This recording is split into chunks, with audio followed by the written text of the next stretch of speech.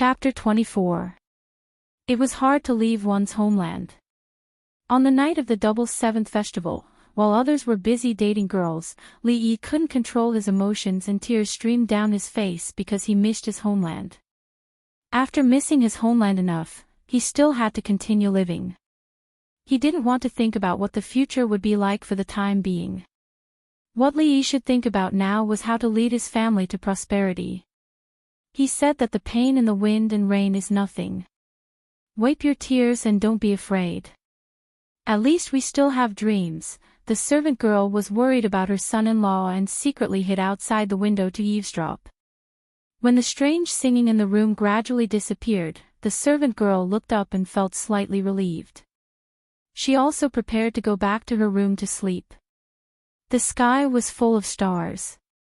As it was midnight, the lively atmosphere in the Willow Leaf village gradually died down.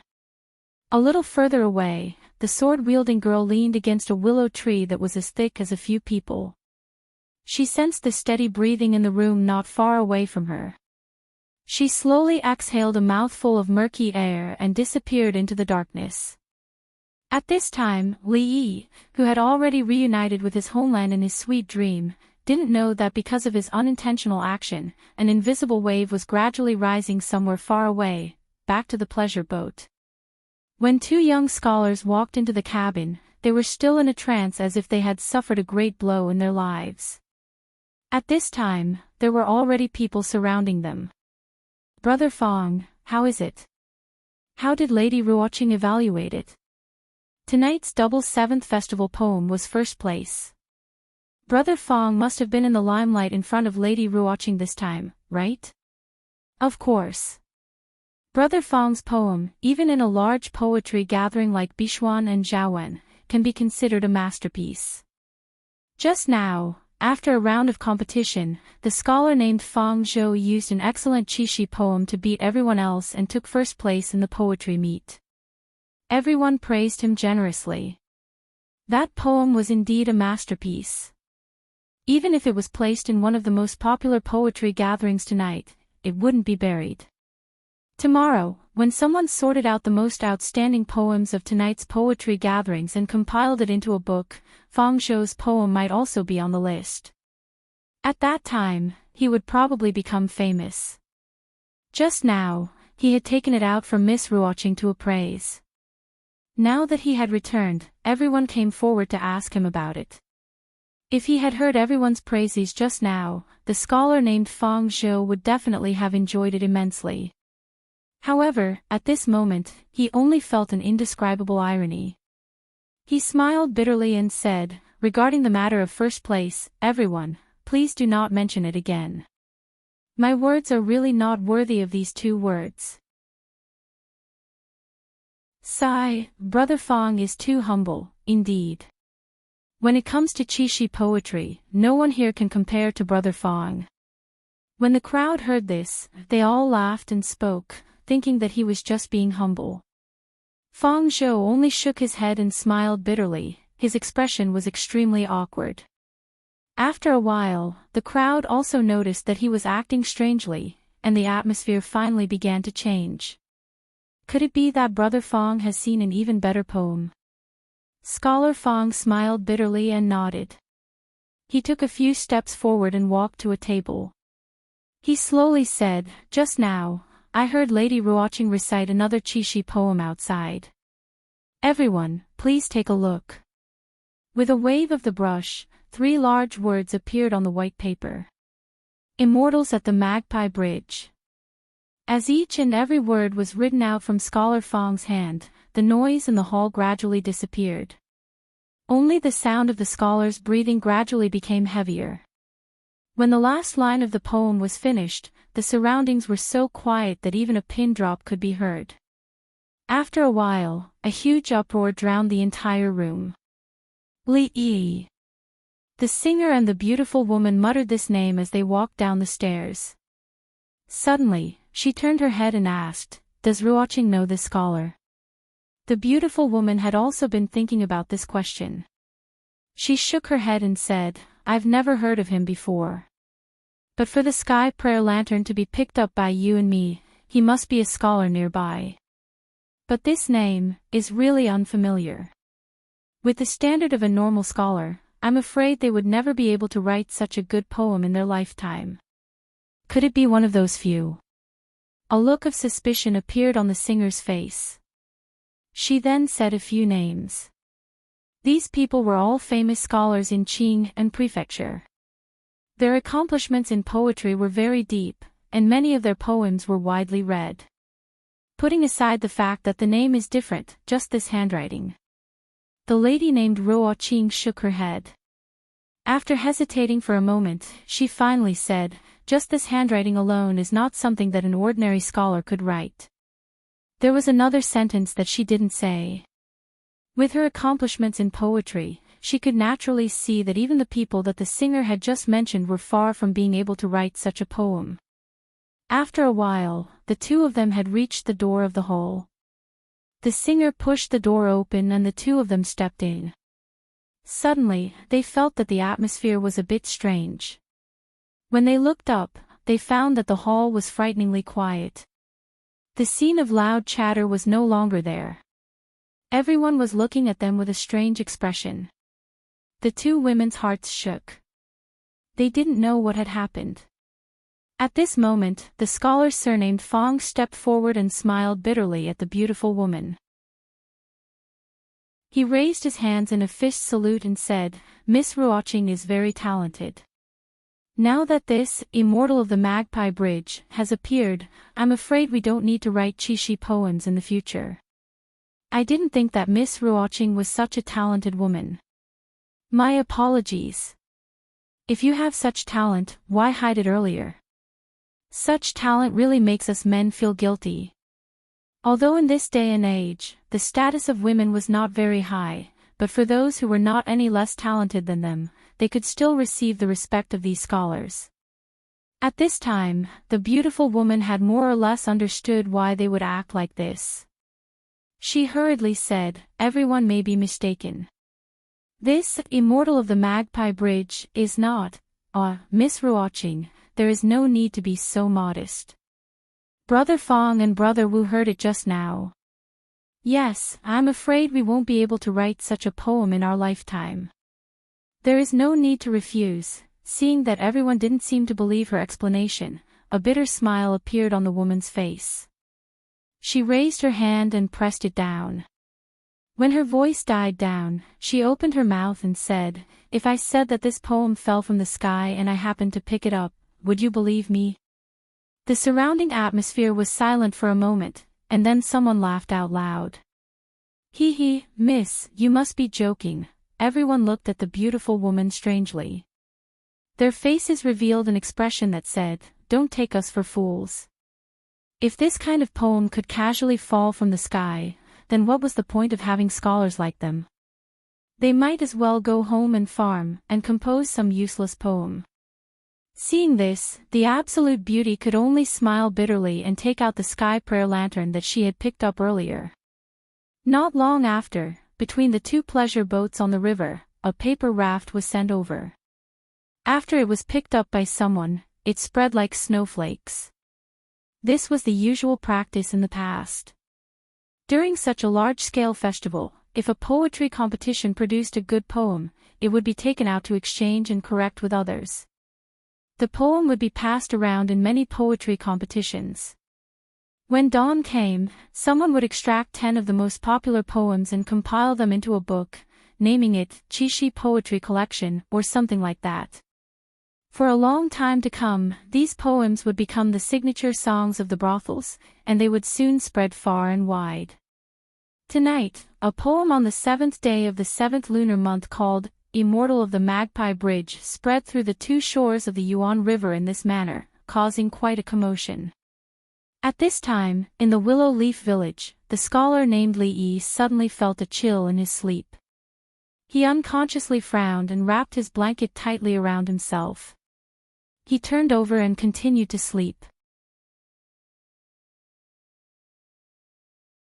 Chapter 25. When Li Yi woke up, the sky was already bright. He estimated the time and found that it was almost 10 o'clock in the future. In the past, Xiao Huan would wake him up early. After washing up, it was time to go to school to teach the naughty children. Today was the first day after Chinese Valentine's Day. By right, Li Yi should be telling the naughty children about the battle between the Monkey King and the Yellow Wind Monster. But according to the time he woke up today, if he went to school now, the class would be over by the time he got there. After getting dressed, he just got out of bed and saw Xiao Huan coming in with a basin of water. She looked up and saw Li Yi, saying, "Young master, you're awake. Why didn't you wake me up this morning?" After sleeping for a long time, Li Yi still felt a little dizzy when he got up. He rubbed his swollen head and asked, "I saw that you were sleeping soundly this morning, so I didn't wake you up." Xiao Huan put the copper basin on the shelf and said, "Young master, wash up first. I just went to the school and told the children to come to class tomorrow." In fact, Li Yi didn't have the mood to teach the naughty children today. He casually washed his face with the water in the copper basin and symbolically wiped his face with a dry cloth. In this era, there was something called soap, which was equivalent to the soap of the future. But it was used by high officials and nobles to wash their faces or bathe. Ordinary people couldn't afford it at all. Li Yi had long been thinking about how to make soap. As an Aquarius with a little obsessive-compulsive disorder, it was hard to bear not being able to wash his face clean every day. After washing his face, he dipped a willow branch in a little salt and brushed his teeth simply. Salt was still very expensive in this world, almost no poor people would use salt to brush their teeth. But he did not want to learn from Xiao Huan, chewing on willow branches to clean his teeth. That thing tasted too bitter. It was not that bad. When he walked out of the door, he happened to see Lu Rui coming back from outside. Her forehead was slightly sweaty. She should have just come back from practicing. She just glanced at Li Yi and didn't say anything.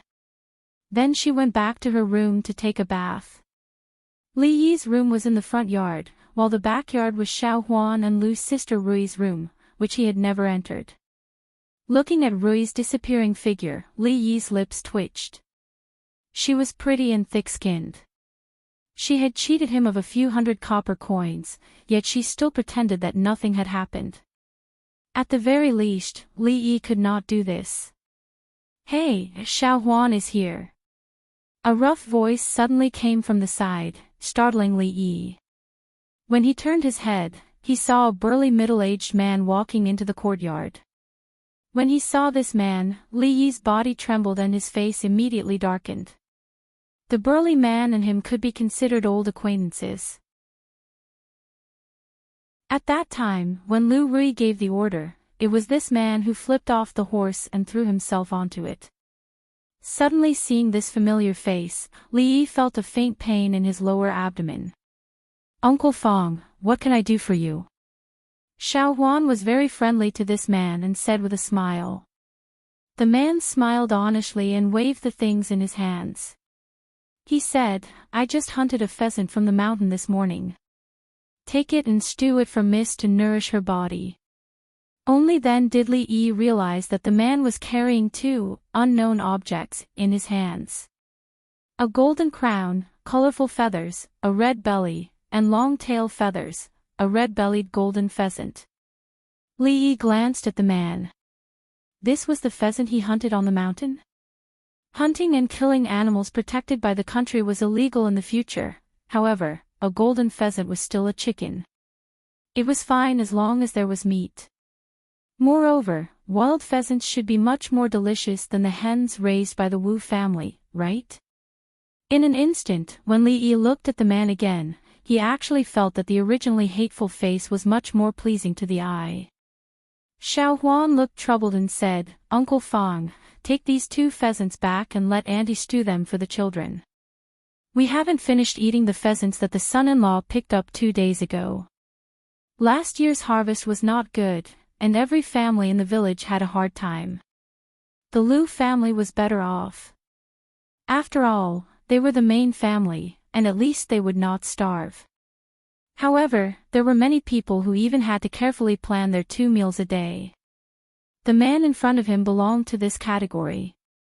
He probably did not eat meat twice a year. If he accepted this pheasant, not only would the miss blame him, but Xiao Huan herself would also not be able to help him. Ah, I don't dare to refuse an elder's gift. Xiao Huan, you can't be so rude. Li Yi strode over and took the pheasants from the man with a smile on his face. Well, Uncle Fang, right? Thank you. The man was stunned for a moment, then he said with a silly smile, I'm a rough man, I don't know anything about refusing. My family said that if it wasn't for the old master who gave us a mouthful of food, we would have starved to death. We can't be heartless. We don't have much at home, so you can take these 2 pheasants. The smile on Li Yi's face became even brighter. The people of ancient times were really simple and adorable, son-in-law. The little servant girl tugged at the corner of Li Yi's clothes. She opened her mouth, but in the end, she did not say anything. The man turned his head and looked at Li Yi. Seeing his thin and weak body, he gave a silly smile and reached out to pat him on the shoulder. He said, son-in-law's body is so thin, you should eat well. A strong force suddenly came from his shoulder. Li Yi's body staggered and he almost knelt on the ground. Seeing this, the man was stunned again, then he scratched his head in embarrassment. I'm really sorry, my hands are strong and I forgot that you are a scholar. Your body is weak, please don't blame me. Li Yi's face twitched a little. He wondered if this guy's honesty was fake. Well, if there's nothing else, I'll go back first.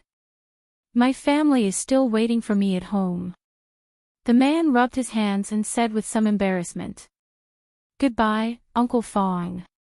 Watching the man's figure disappear from afar, Xiao Huan sighed and said, son-in-law, you shouldn't have accepted these 2 pheasants just now.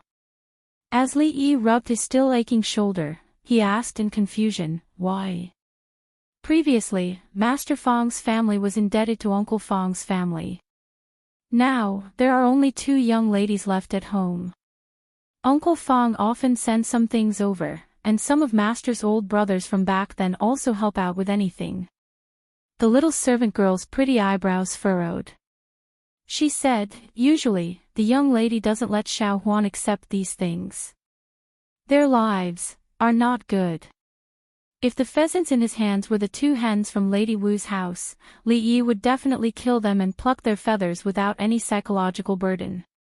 One would make fried chicken steak, and the other would make chicken soup, but hearing Xiao Huan say this, he suddenly felt that the pheasants in his hands were much heavier. It was not good to accept kindness for no reason.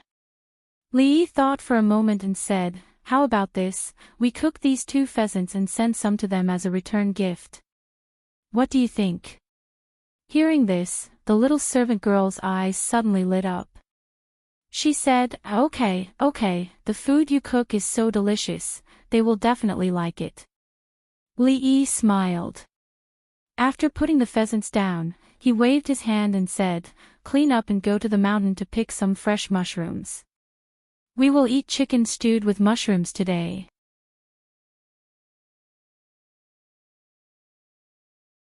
Chapter 26.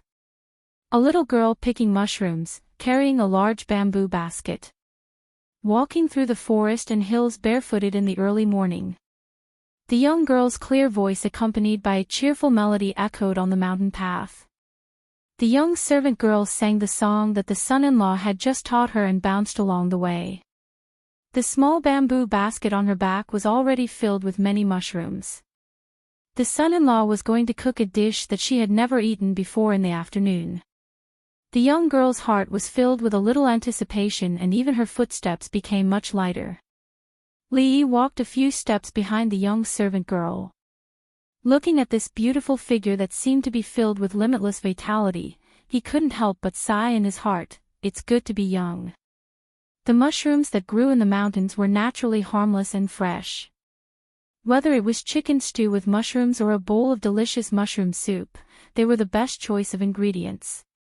Son-in-law, come look, this mushroom is so beautiful.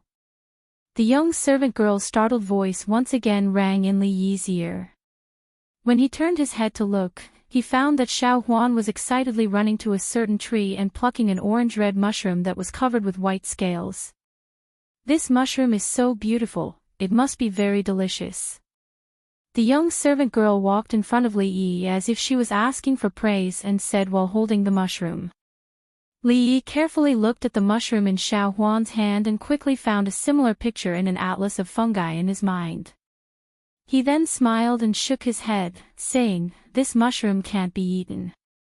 If you eat it, you will have a stomachache." "Why?" The young girl didn't understand. Why would eating such a beautiful mushroom cause diarrhea? This is a fly-catching fungus, also known as a poisonous fly fungus. It is a type of poisonous mushroom. Li Yi once again acted as an encyclopedia for the young servant girl. "If you eat this mushroom, you will have a headache, stomachache, pain everywhere.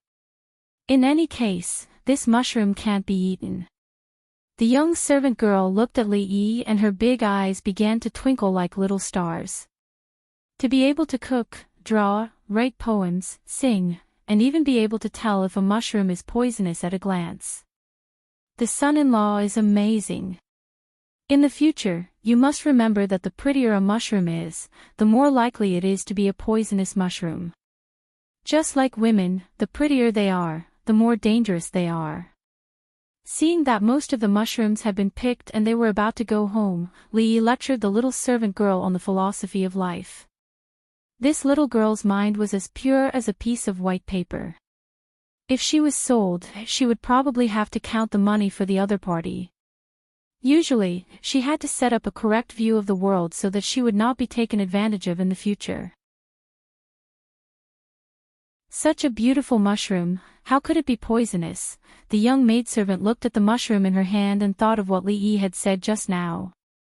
She hurriedly threw the mushroom away and said to herself, "The more beautiful they are, the more dangerous they are.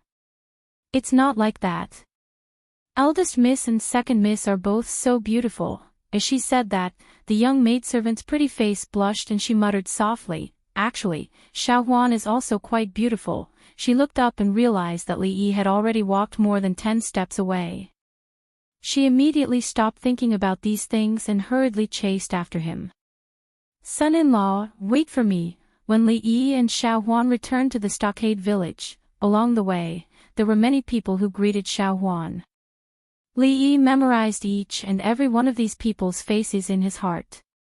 Generally speaking, those who were friendly to Xiao Huan were all on Lu's sister Rui's side.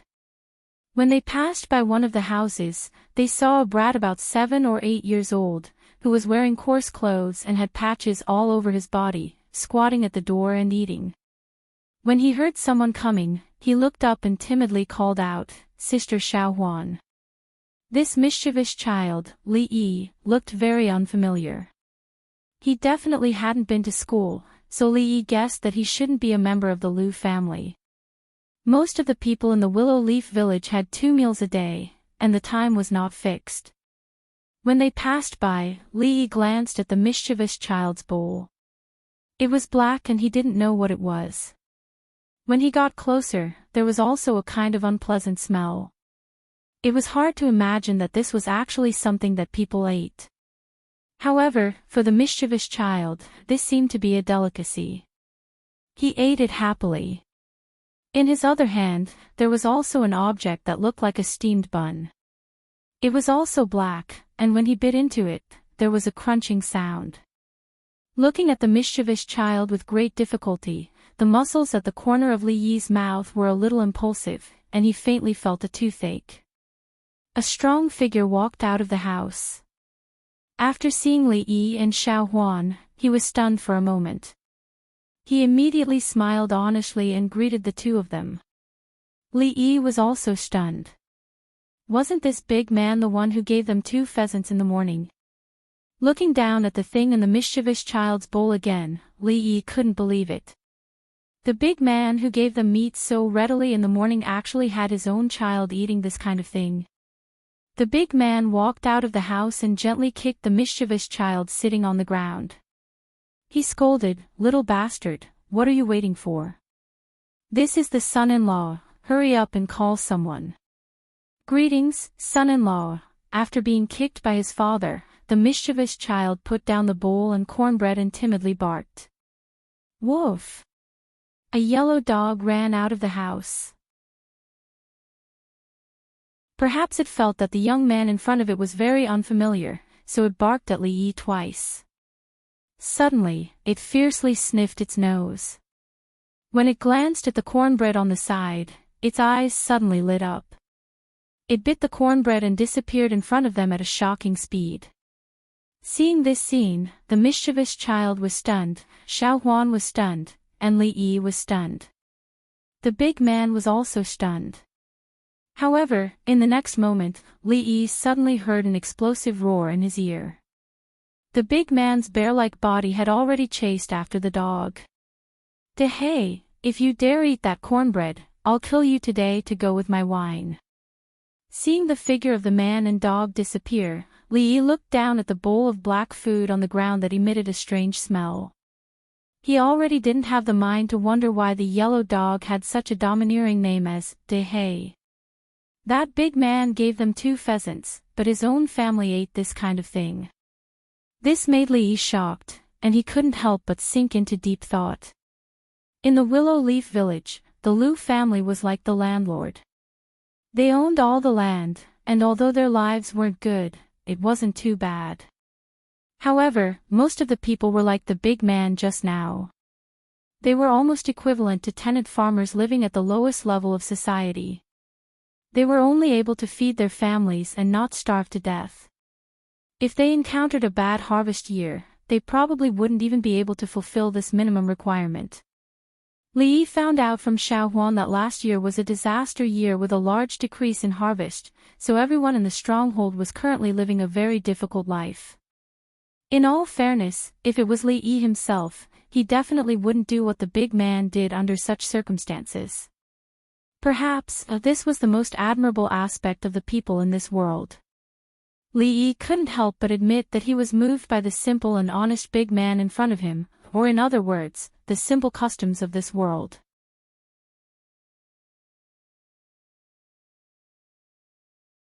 Chapter 27. When he was cooking in the afternoon, the sesame oil that he had pocketed during the Qiao festival finally came in handy. In this era where there was only steaming and boiling, being able to eat authentic stir-fried dishes was the happiest thing that Li Yi could feel at this stage.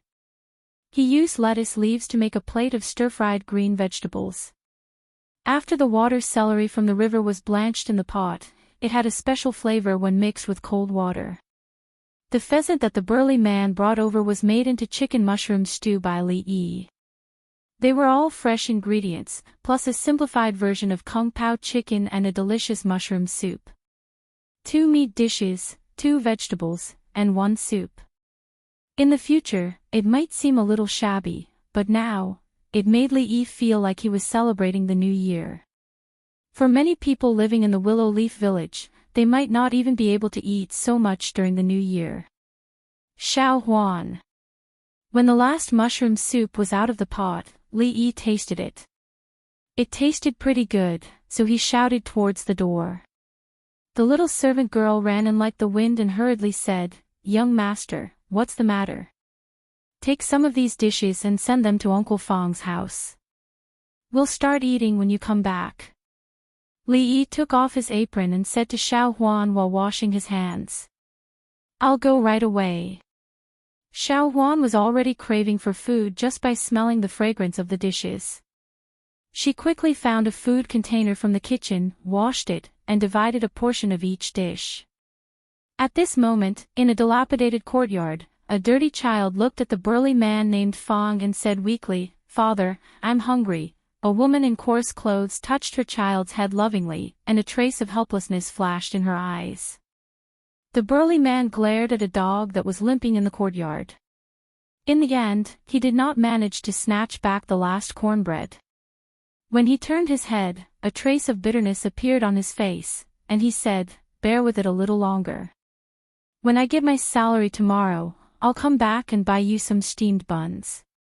Hearing the words steamed buns, a trace of color suddenly appeared in the child's eyes. He nodded his head and said, "Father, I'm not hungry anymore. I'll go out and play." Looking at the back of the child who seemed to be full of energy, the big man shook his head helplessly. For them, as long as the harvest of one year was bad, the following year would be a torment. At the same time, the naughty brat, who had just opened the door and was about to run out, saw a figure at the door. He suddenly stopped in his tracks and stood there, calling out in a low voice, "Sister Xiao Huan." The big man turned his head and saw Xiao Huan standing at the door. He hurried over and asked, "Xiao Huan, why are you here? Is there something on Mrs. side?" "That's not it." Xiao Huan smiled and handed over the food box in her hand, saying, "Son-in-law asked me to send this over." "What is this?" The burly man was a little puzzled as he opened the lid of the food box. In an instant, a rich aroma wafted out. When the naughty brat smelled it, he took a deep breath. A trace of saliva flowed from the corner of his mouth, and his stomach began to growl again. The big man was stunned for a moment and immediately said, "No, no, Xiao Huan, quickly take these back. For those living at the bottom of society, food was always the most important." This was because only by surviving would they have the right to talk about other things. The food that the burly man usually ate at home was just a few grains of rice mixed in with some wild vegetables, and that was enough to last them through the winter. However, there were vegetables and meat in the food box. Just the aroma alone was enough to make him drool. To the burly man, this was already an extremely valuable item. Xiao Huan did not take the food box. She smiled and said, "Uncle Fong, just take it. We can't finish it anyway. Son-in-law is still waiting for me to come home for dinner. Goodbye, Uncle Fong." "Xiao Huan," the burly man called out a few times. Seeing Xiao Huan's figure gradually disappear into the distance, he could only smile helplessly. When he turned his head, he saw his child standing there, staring straight at the food box in his hand and swallowing his saliva. Gulp. As if he could no longer resist the temptation of the delicacies, the burly man also swallowed his saliva. The brat beside him wanted to laugh but did not dare. His face turned red. "Little brat." The big man lightly kicked the naughty brat's butt and cursed. He handed the box of food to the woman behind him and said, "Don't eat it all at once. Save some and eat it tomorrow." Just as the burly man's family sat around the table and were about to swallow their tongues in front of the delicacies they had never eaten before, Li Yi was also sitting at the table. Two pairs of eyes looked at him in confusion. After a long time, Lu Rui was the first to ask, "Is today an important day?" "No." Li Yi shook his head and said, "If it's not an important day, then why is the food so sumptuous?" The confusion in Lu Rui's eyes deepened. "Because of willfulness." Li Yi really did not know how to answer this question. Wasn't it just cooking 2 extra dishes? Did he really have to give a reason? Couldn't he make a good meal for the brat to reward him for being tired from class? This reason did not seem very convincing, because he had not taught the brat for a few days. He sighed in his heart. It seemed like he had to quickly improve the family's living standards. He really could not stand the days where he could only eat a piece of meat during the holidays. He picked up a piece of chicken meat and tasted it. He could not help but nod in satisfaction. As expected of a second-class protected animal, the taste was not something the hens raised by Madame Wu could compare to. Lu Rui glanced at him and did not say anything. After all, the food she ate every day was worlds apart from before. In comparison, she was not so concerned about the source of the food. As for how many chickens Madame Wu had lost, it had nothing to do with her. She had never eaten the 2 dishes in front of her before. They smelled good. Soon, Lu Rui's attention was diverted elsewhere. "Oh right, there's almost no food at home. After dinner, it was Li Yi who cleaned up the mess as usual. When Lu Rui walked out, Li Yi said casually. The footsteps at the door paused, and soon a voice was heard. Rui will go down the mountain tomorrow. I will ask her to buy some food. Go down the mountain. Li Yi's eyes lit up when he heard that. Green Willow Mountain was located in the Qing and prefecture of the Jing Kingdom. After going down the mountain and walking along the official road for about 2 hours, the prefecture was located. Li Yi had been on the mountain for quite some time. Although he had 100 copper coins in his wallet, he could not spend them on the mountain. He had long wanted to see the prosperous world below the mountain and experience the luxurious life of the ancient times. He wanted to know what it was like.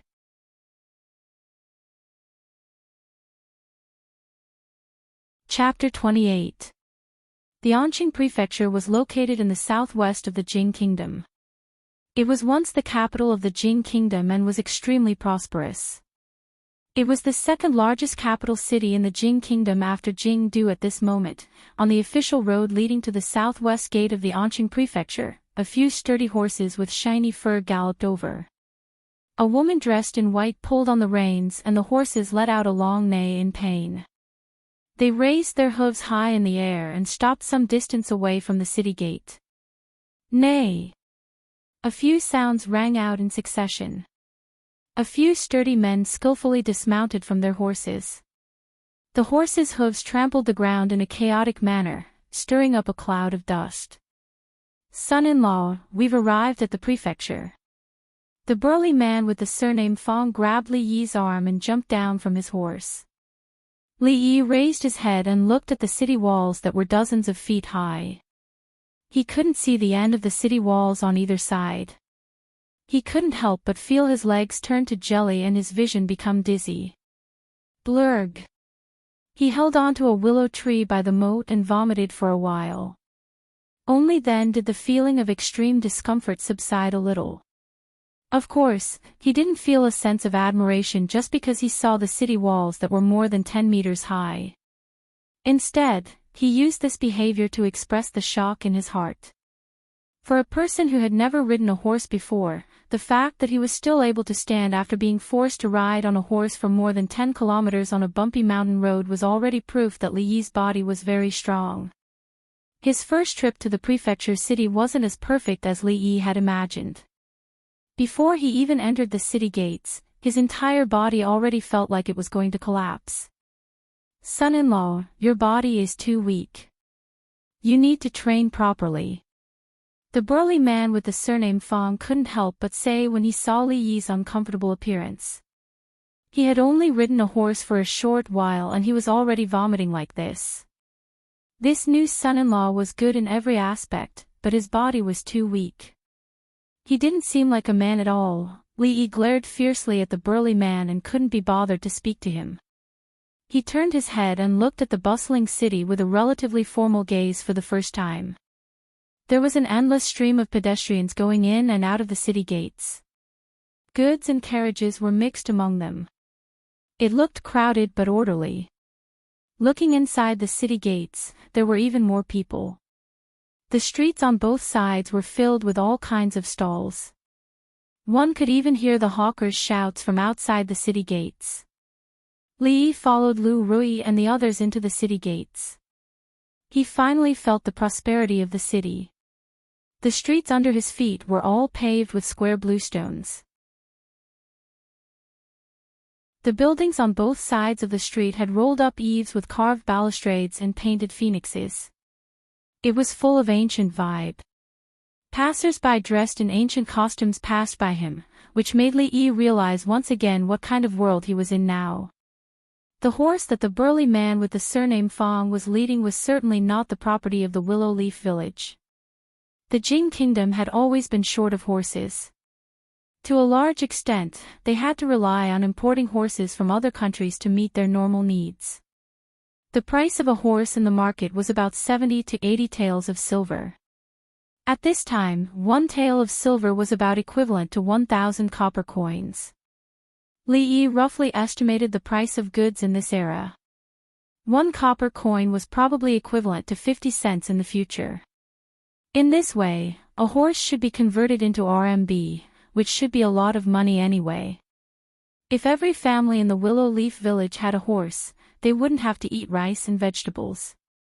The average standard of living would definitely be above moderately well off, and they would take big strides into the middle class. This was just like an old saying that a person who rode a handsome horse was not necessarily a prince. It could also be a horse breeder. Yes, raising horses was the sideline of some people in the Willow Leaf Village, including the burly man with the surname Fong. Most of these people's fathers were mountain bandits, so they had the pure blood of mountain bandits. Mountain bandits who didn't know how to raise horses were not good mountain bandits. Fortunately, they all inherited the excellent genes of their fathers. Although they all looked rough, their equestrian skills were superior to ordinary people. They could use this skill to earn some extra money and supplement their family income. However, since ancient times, most of the coolies could only get enough food and clothing. The exploitation in the feudal society was even more serious.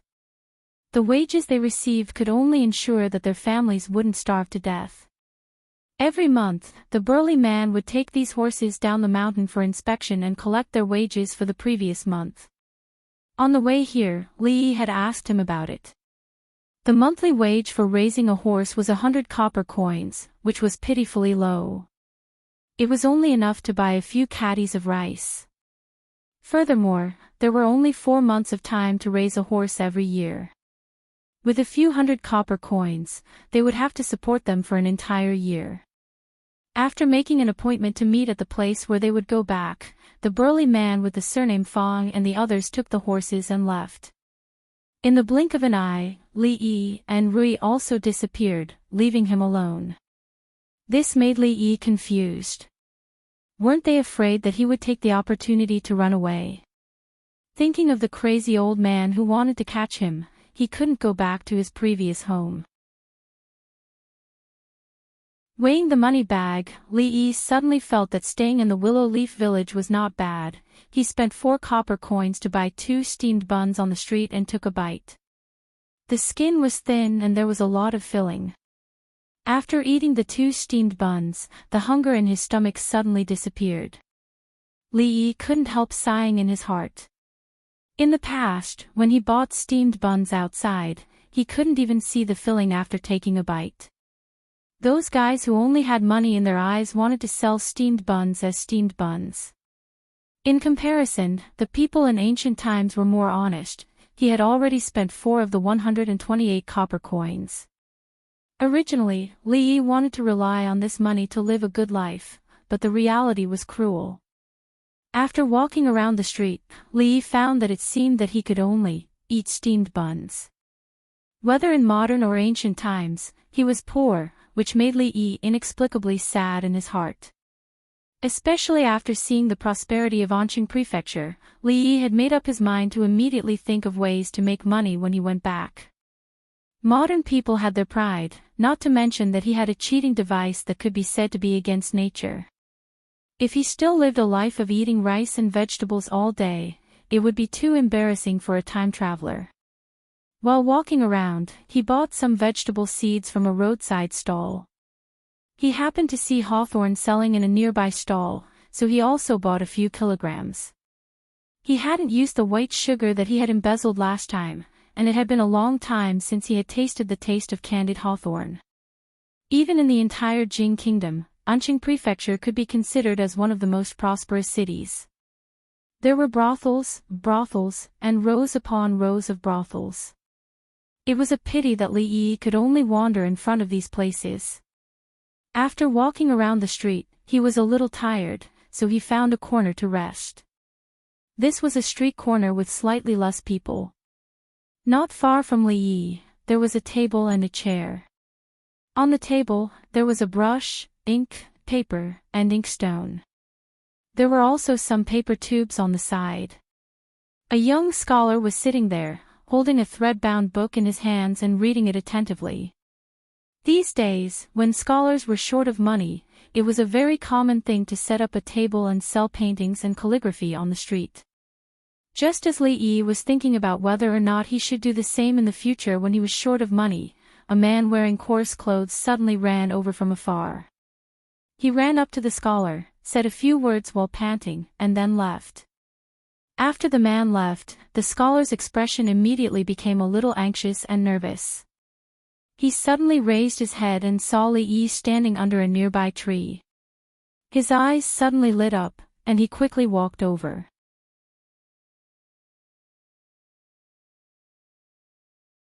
Chapter 29. Under Li Yi's flabbergasted gaze, the scholar walked in front of him and cupped his hands in greeting. With a slightly hurried tone, he said, "Brother, I have some urgent matters at home. Could you help me look after this painting stall for a moment? Once I'm done with the matters at home, I'll rush over as soon as possible." Li Yi could tell that the scholar had really encountered something. Since he had nothing better to do, and he didn't know when Lu Rui and the burly man surnamed Fong would arrive, he wouldn't lose anything by helping the scholar look after his stall. He could even find a place to rest, so why not? Under the scholar's expectant gaze, Li Yi nodded. "Many thanks, brother." Seeing that Li Yi had agreed, the scholar's face lit up with joy. After saying a word of thanks, he hurriedly left. After the scholar left, Li Yi walked to the front of the painting stall and sat on a chair. He picked up the book that the scholar had been reading and began to leisurely read it. After a few minutes, Li Yi shook his head and threw the book to the side. The book was filled with biographies of some people. It was dry and boring to the extreme. He didn't know how the scholar had read it with such relish. Li Yi was only a fake scholar. It was difficult for him to sit there and not move while reading this thing.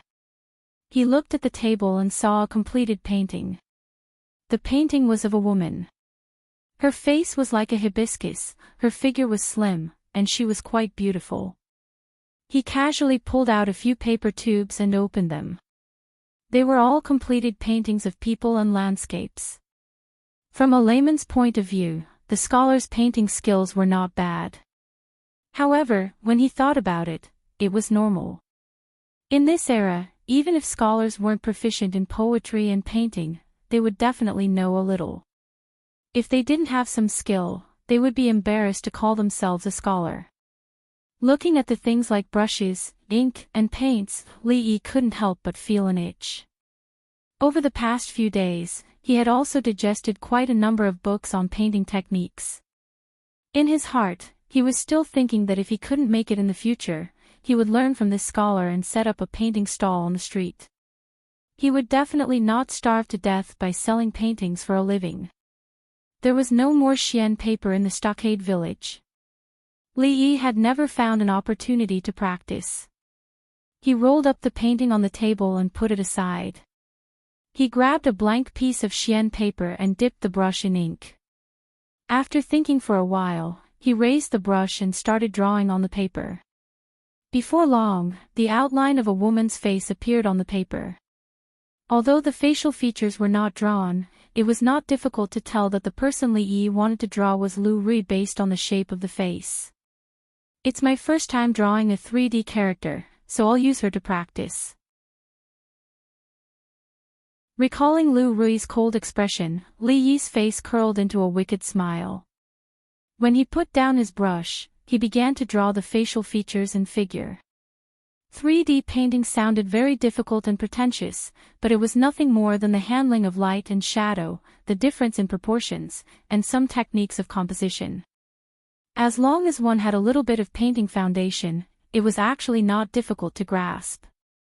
Although it was his first time drawing a 3D character, he had actually practiced it countless times in his mind. He did not stop his brush at all. Not long after, a woman who looked similar to Lu Rui appeared on the Xian paper. However, it was different from ordinary paintings. The woman in the painting not only had a vivid expression and was no different from a real person, but she also had a little more liveliness, as if she would walk out of the painting in the next moment. Ordinary 3D paintings were mostly done through the control of proportions and the adjustment of light and shadow. It needed to be looked at from a certain special angle in order to display the 3D effect. Li Yi had slightly weakened this aspect so that the 3D effect was not as strong. He had greatly preserved the good proportions and created a vivid feeling. Those overly impactful images were not easy for the people of this era to accept. Change had to be done bit by bit, and this was only a small attempt by Li Yi. After finishing the painting, Li Yi looked at it carefully for a while and nodded, indicating that he was satisfied with his work. When he looked up, he suddenly saw an unfamiliar face. Because Li Yi's action was too abrupt, the other party did not seem to be able to react. The tips of their noses were only a few centimeters apart. If they were a little closer, perhaps Li Yi's first kiss after coming to this world would be lost. Especially when the other party was a man. Although this man was a little handsome, if such a thing really happened, he was afraid that he would feel disgusted for at least 10 days to half a month. "Who are you?" Li Yi suddenly took 2 steps back and looked at the young man standing on the other side of the table with a look of disgust. He was looking at Lu Rui's painting with an amazed gaze and blurted out. The luxuriously dressed young man, who looked to be about the same age as Li Yi, was still staring at the painting that Li Yi had just completed. He clicked his tongue in admiration. "This painting is so strange. The woman in the painting seems to be walking out of the paper." Li Yi curled his lips.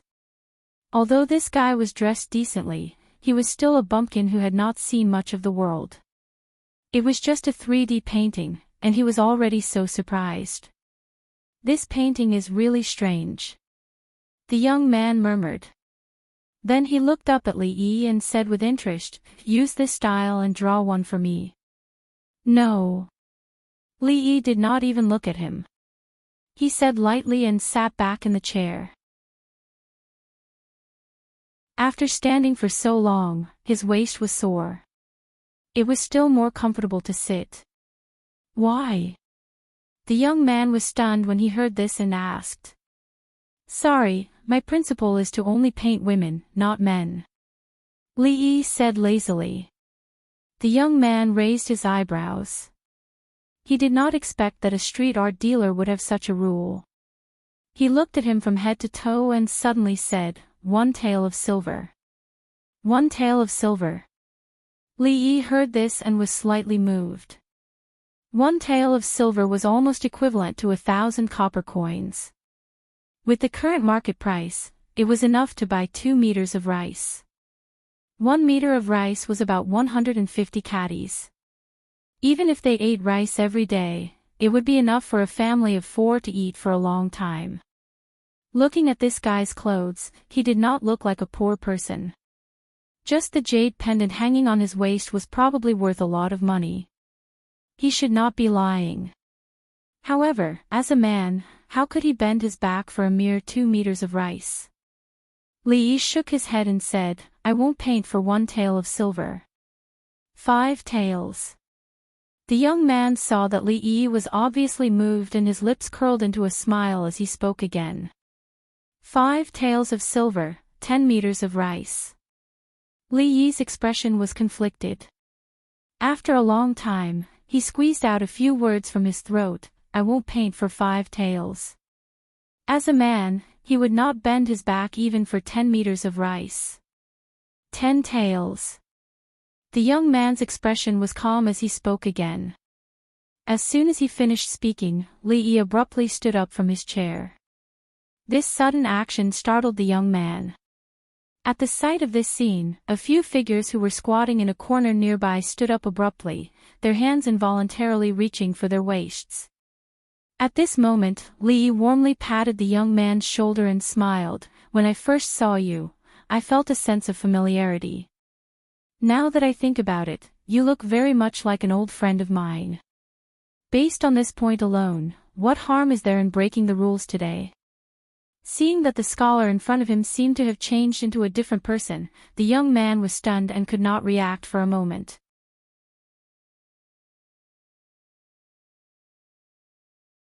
Chapter 30. This scholar is also a wonderful person. After about an hour, the young nobleman glanced at Li Yi and nodded with satisfaction as he held the portrait that Li Yi had just drawn for him. He snapped his fingers lightly and a passerby who was squatting at a nearby stall immediately stood up. He took out a silver ingot from his bosom and threw it on the table in front of Li Yi with a paw sound. The money and goods were settled. Seeing the young nobleman walking away, the passers-by around him suddenly reduced by half. Li Yi imitated the scene in the TV and bit the ingot with his teeth, but he didn't bite anything. He raised his head and saw that the passers-by were looking at him with an unusually fiery gaze. He hurriedly put the silver ingot in his bosom.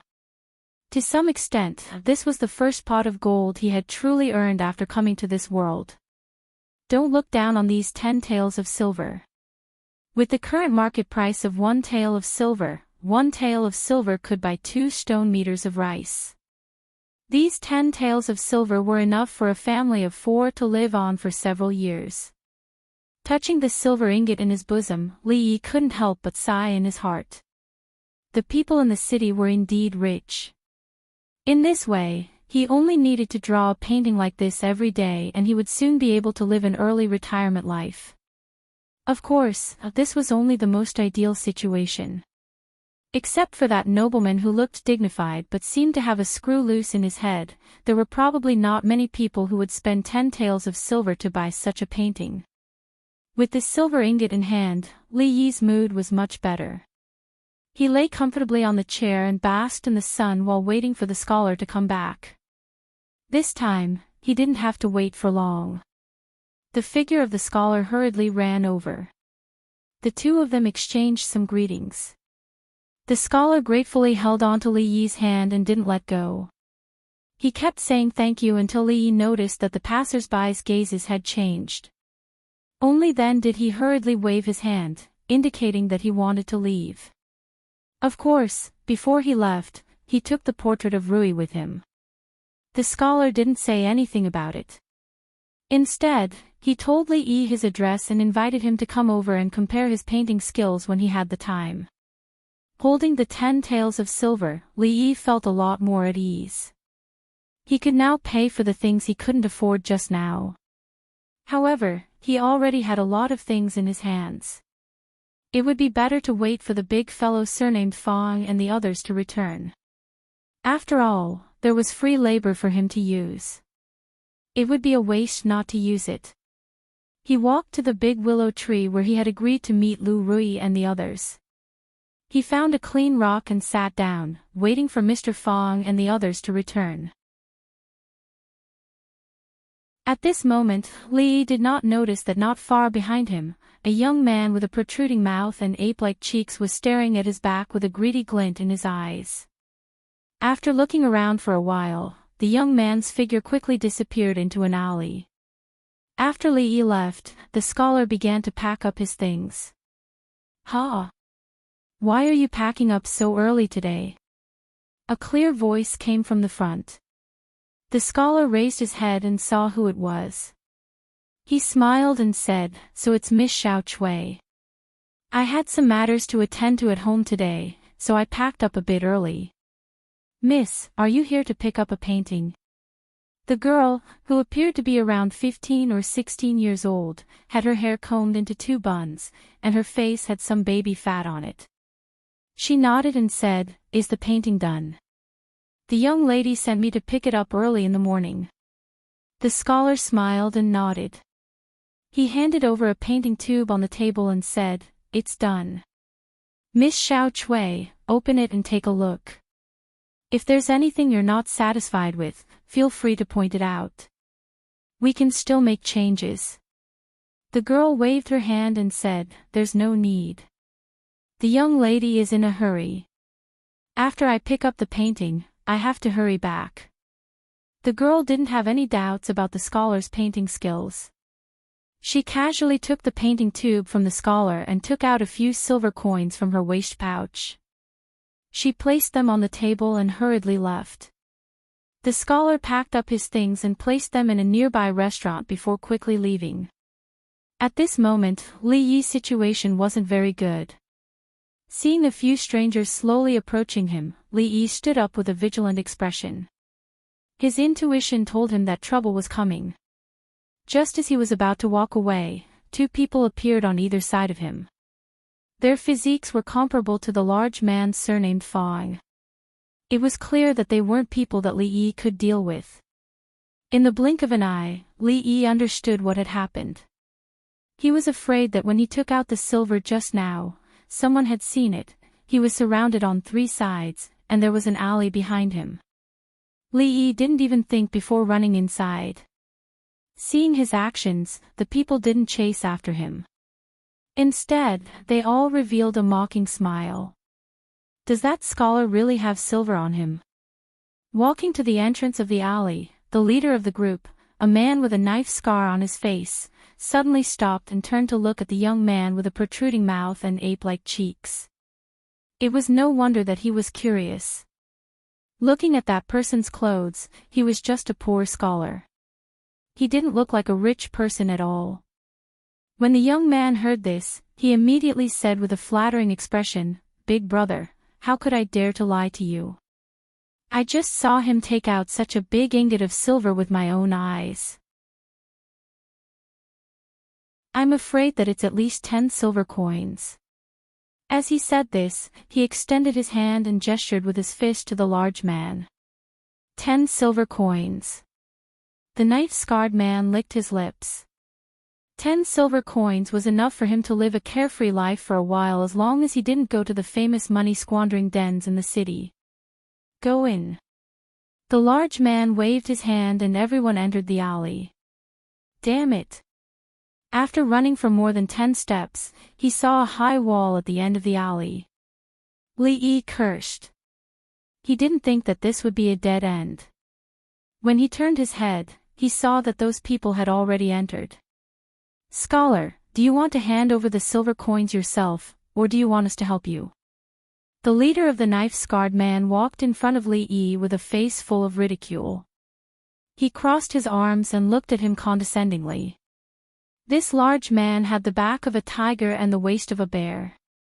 He was at least 1.9 meters tall, close to 2 meters. He was a full head taller than Li Yi. When he spoke, he completely looked down on Li Yi.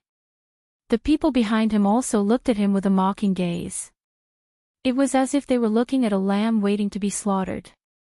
The silver coins that had just been in his hands hadn't even warmed up when they were about to be snatched away. The grievance in Li Yi's heart at this time couldn't be described with words. Li Yi did not even think of resisting. Not to mention this ferocious-looking burly man, Li Yi felt that he only had a chance of winning if he fought against the wretched young man behind him. If he lost the silver coins, he could earn it again. If he lost his life, he would have nothing. Even if these people didn't intend to take his life, they would certainly beat him up. This was something that Li Yi didn't want to see. He sighed in his heart. He raised his hand and reached into his bosom, preparing to take out the ingot of silver. Seeing Li Yi's action, a smile appeared on the large man's face. This scholar is quite tactful, this thought just appeared in the large man's mind. In the next moment, his smile froze on his face.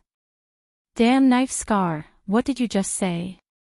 Say it again for me to hear. In the eyes of the knife-scarred man, the scholar's hand had already reached into his bosom, but he suddenly took it out. His face suddenly changed into a mocking and disdainful expression as he looked at him indifferently.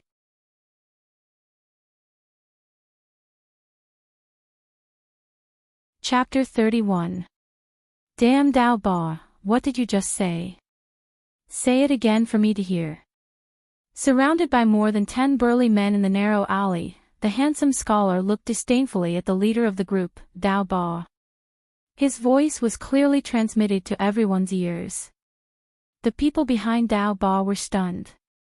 They didn't dare to believe that at this moment, this scholar actually dared to say such words. Was he not afraid of death? It should be known that the boss hated it when people mentioned the word Dao Ba in front of him. Quietly looking at the boss's ashen face, everyone couldn't help but take a step back. They were worried that the scene that was about to happen would be too cruel and bloody. What did you just say? Say it again. Dao Ba looked at Li Yi with an ashen face. His eyes flashed with a dangerous glint. It's fine if you're ugly, but to think that there's something wrong with your ears as well. Just what kind of beliefs have supported you to live until now? Li Yi looked at the scarred man with a pitiful gaze and said with some pity. What kind of belief has supported me to live until now? The people behind Dao Ba were stunned when they heard this. They didn't immediately understand the meaning of this sentence. When it came to scolding people, as a young man of the 21st century, Li Yi's level was clearly several streets ahead of the people of this era. These ruffians who hadn't even read a book, who knew how many brain cells had died. It took a while for them to understand the meaning of this sentence. Afterwards, everyone looked at Li Yi with a strange expression. In their eyes, there was actually a faint kind of worship. This scholar's mouth was too poisonous. These ruffians of the ancient times were usually full of profanities, but it was just trash, stupid pig, and other vulgar words that didn't have any technical difficulty. Those with a little bit of cultural literacy might say a few words in classical Chinese, such as, your mother's maid, your mother is a concubine, and so on, but who would take swearing to such a high level? What kind of belief has supported you to live until now? There wasn't a single profanity in this sentence, but if one were to talk about the meaning, it was more profound than all the swearing. This was simply raising swearing to a new level. Courting death. The scarred man's face had long since turned red.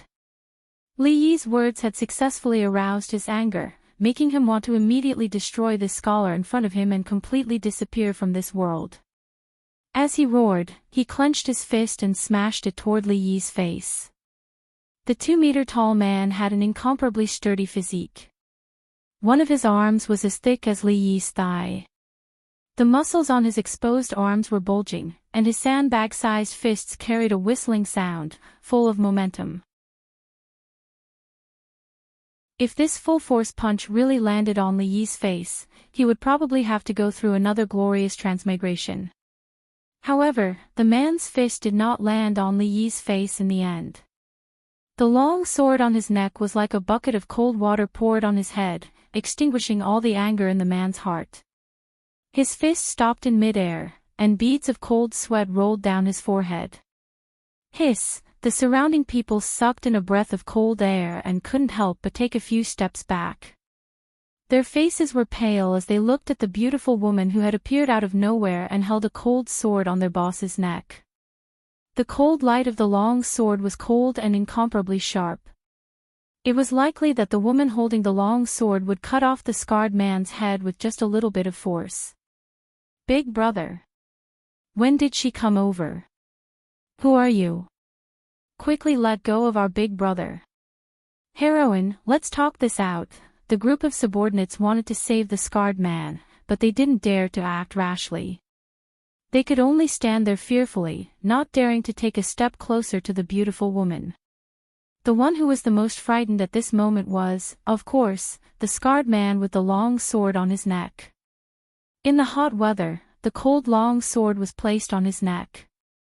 Feeling the sharpness of the sword, the scarred man suddenly felt a chill from head to toe. He stood there motionlessly, afraid that if he turned his head would fall to the ground. Heroine, spare me, spare me. At this moment, he couldn't care less about his face in front of his brothers. His eyes were filled with fear, and his face was pale as he spoke in a trembling voice. What dignity! What face! How could these things be more important than his life? Li Yi was very satisfied with Lu Rui's timely arrival. Although this sister-in-law was often unreliable and would only cause trouble for him, she was quite reliable at critical moments. At this moment, Lu Rui didn't care about the man's begging for mercy. Instead, she looked at Li Yi with a strange expression, as if she was seeing him for the first time. No one knew what she was thinking. Li Yi was a little frightened by her gaze. He hurriedly looked away, and when he looked at the scarred man again, a trace of anger appeared on his face, and he kicked his butt. Robbery! Robbery! That's what you get for not learning well. The dozen ruffians behind the scarred man glared at Li Yi angrily when they saw their big brother being humiliated by the weak scholar, but no one dared to act rashly. As for the scarred man, he only felt an unprecedented sense of humiliation in his heart. He wanted to tear the scholar into pieces, but he could only endure it, because the sword was still on his neck. "Stop fighting, let's go." After Li Yi kicked him a few times, Lu Rui looked away from his face. Li Yi only felt a blur in front of his eyes, and her sword had returned to its scabbard. Li Yi was stunned for a moment, and he immediately retreated to Lu Rui's side. Then, he felt terrible. He had been so confident earlier because he had a hostage in his hands. Now that the sword on the scarred man's neck was gone, could the two of them, could Lu Rui deal with so many ruffians alone? After feeling the sword on his neck disappear, the scarred man suddenly took 2 steps forward, and returned to the middle of the ruffians. He reached out his hand to touch his neck, only to realize that there was a bloodstain on his hand. A trace of fear and lingering fear appeared on his face, followed by endless anger. He pointed his finger at Li Yi and Lu Rui, revealing his white teeth, and said fiercely, "Go. Break the scholar's legs. Remember not to hurt the woman." The ruffians behind him rolled up their sleeves, and their eyes were filled with murderous intent. When they looked at Lu Rui, their eyes swept over her body, and they couldn't help but lick their lips, and a trace of greed appeared in their eyes. Lu Rui's pretty face did not change as she watched the ruffians approach, but there was a faint trace of mockery and disdain in the depths of her eyes. "Son-in-law, second lady, so you're here." At this moment, a rough voice suddenly rang out from the alley.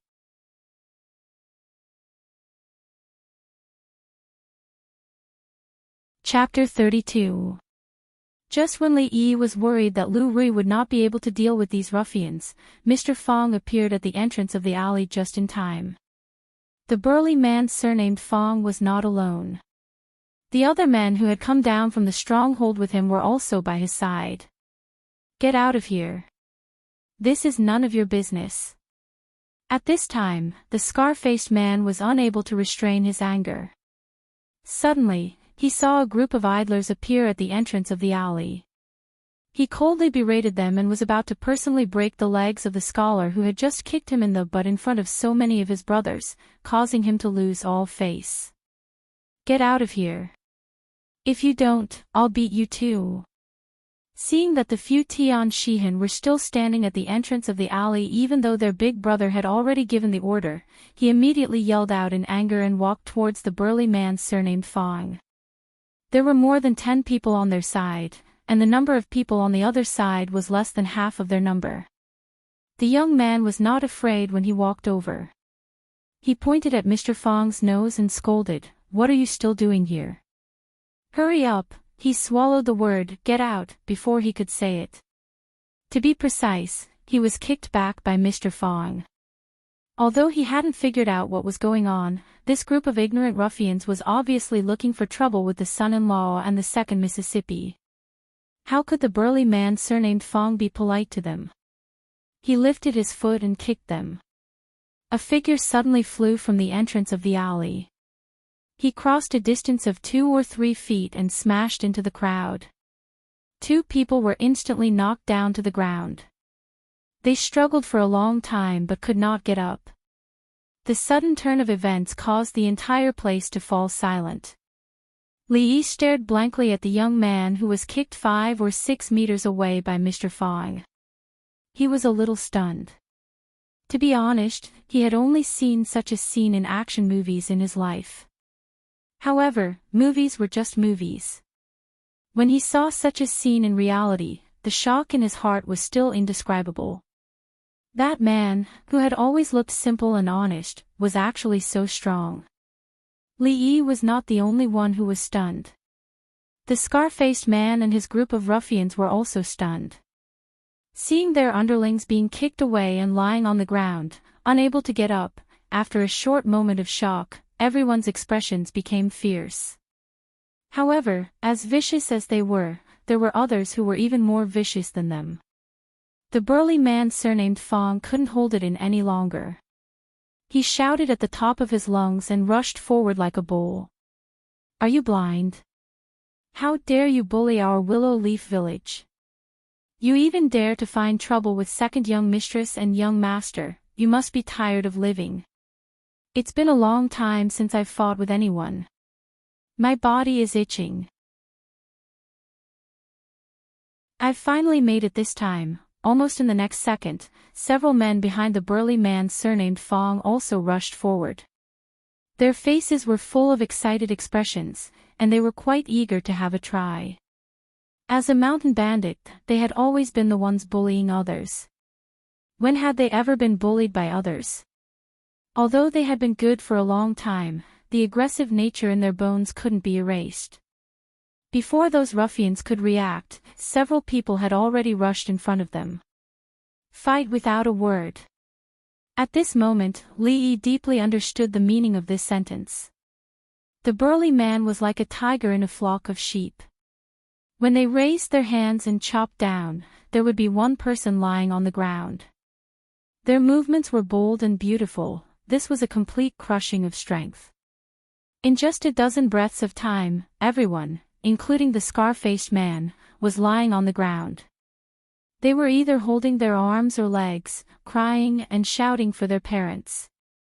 On the contrary, the burly man surnamed Fong and his group were not red or out of breath.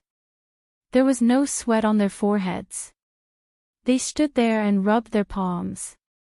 Their eyes swept back and forth among the ruffians lying on the ground, as if they wanted to continue. Bang! The scar-faced man had just used his hands to prop himself up.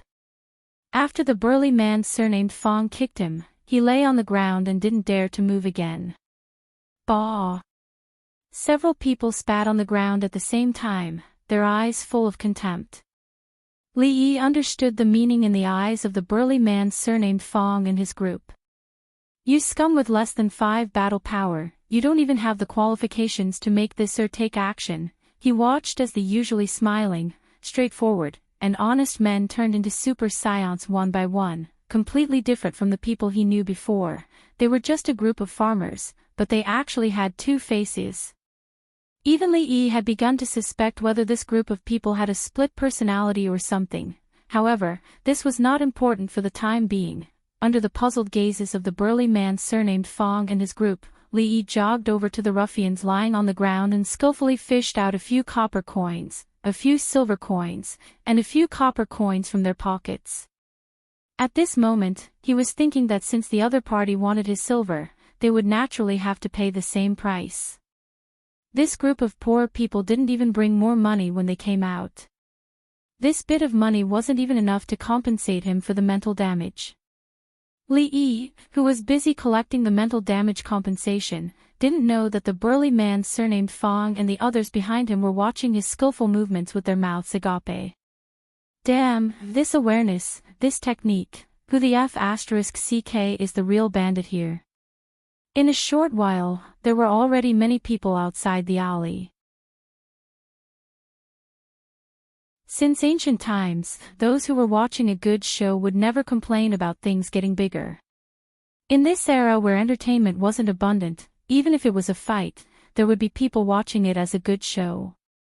Watching a few unfamiliar men beat up the famous ruffians of this generation to the ground, the crowd was shocked, but also felt incomparably carefree, and couldn't help but cheer loudly.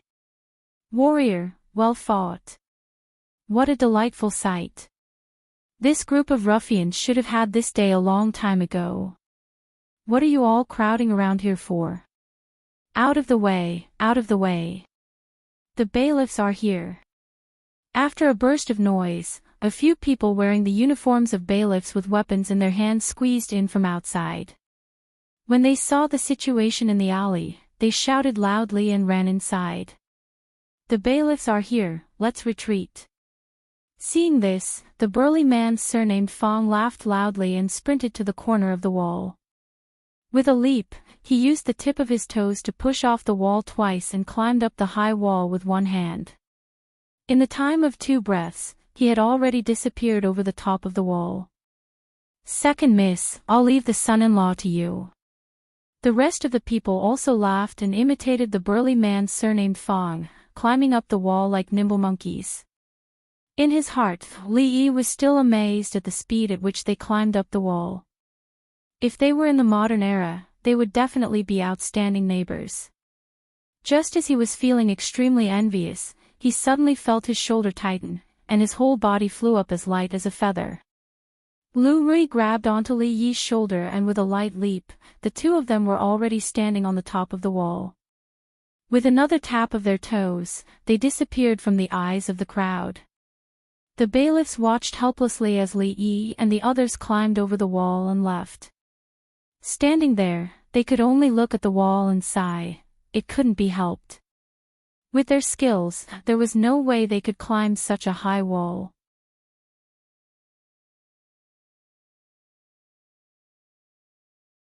Chapter 33.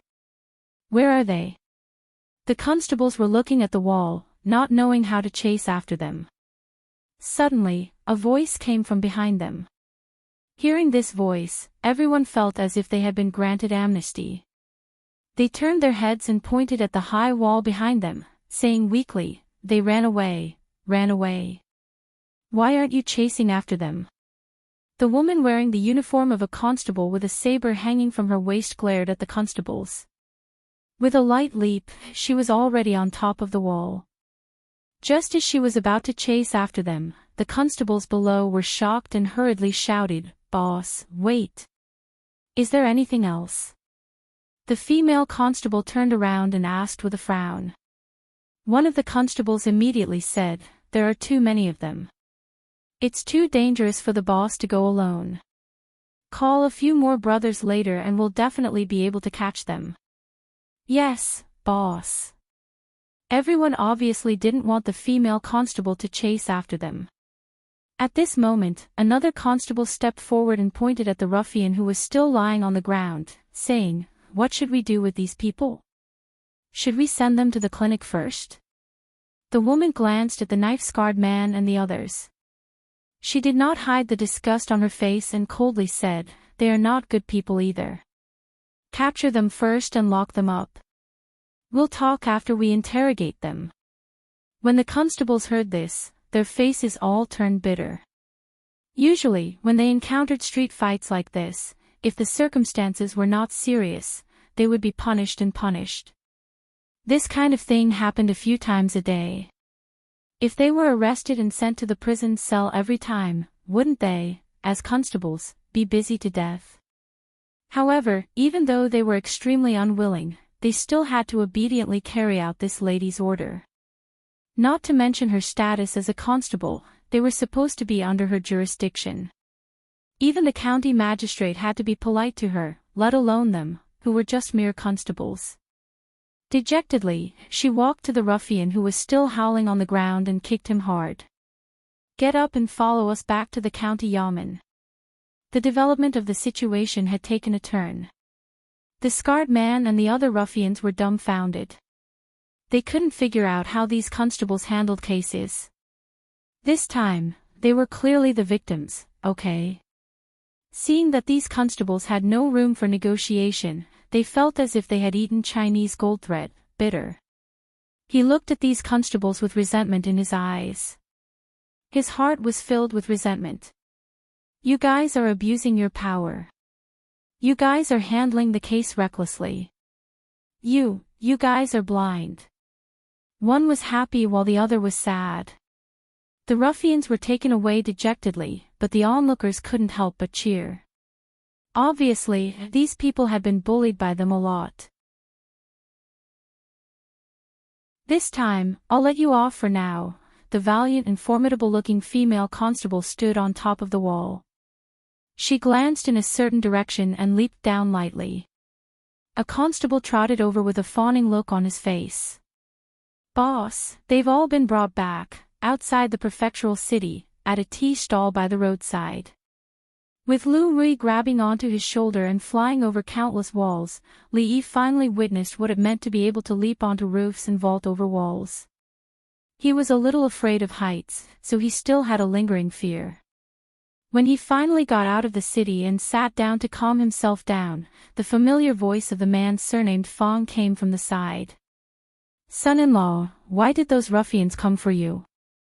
Even now, the man surnamed Fong was still curious about this matter. Generally speaking, if one was targeted by those ruffians, it was either because they were rich or because they were colored. These two, if those ruffians liked men, then what happened just now would be easy to explain. Although the young master didn't have much money, even the man surnamed Fong couldn't deny that in the eyes of those with special hobbies, the young master was probably a rare beauty. What's so strange about that? They wanted to rob me. Li Yi glanced at the man surnamed Fong and said. Haha, the man surnamed Fong and the others were stunned at first, but then they laughed honestly. Their faces clearly showed that they didn't believe him at all. Those ruffians also had proper business to do. So many people were gathered there just to rob a few copper coins. They had never seen such idle ruffians. It seemed like it was really because of the second reason. The man surnamed Fong thought in his heart with absolute certainty. This time, even Lu Rui looked at Li Yi with a slightly mocking expression. This obvious expression of disbelief dealt a huge blow to Li Yi's self-esteem. Lu Rui was fine, but Li Yi was already used to it. Even these ruffians dared to look down on him. Why would he tell them that he had earned 10 taels of silver with a wave of his hand?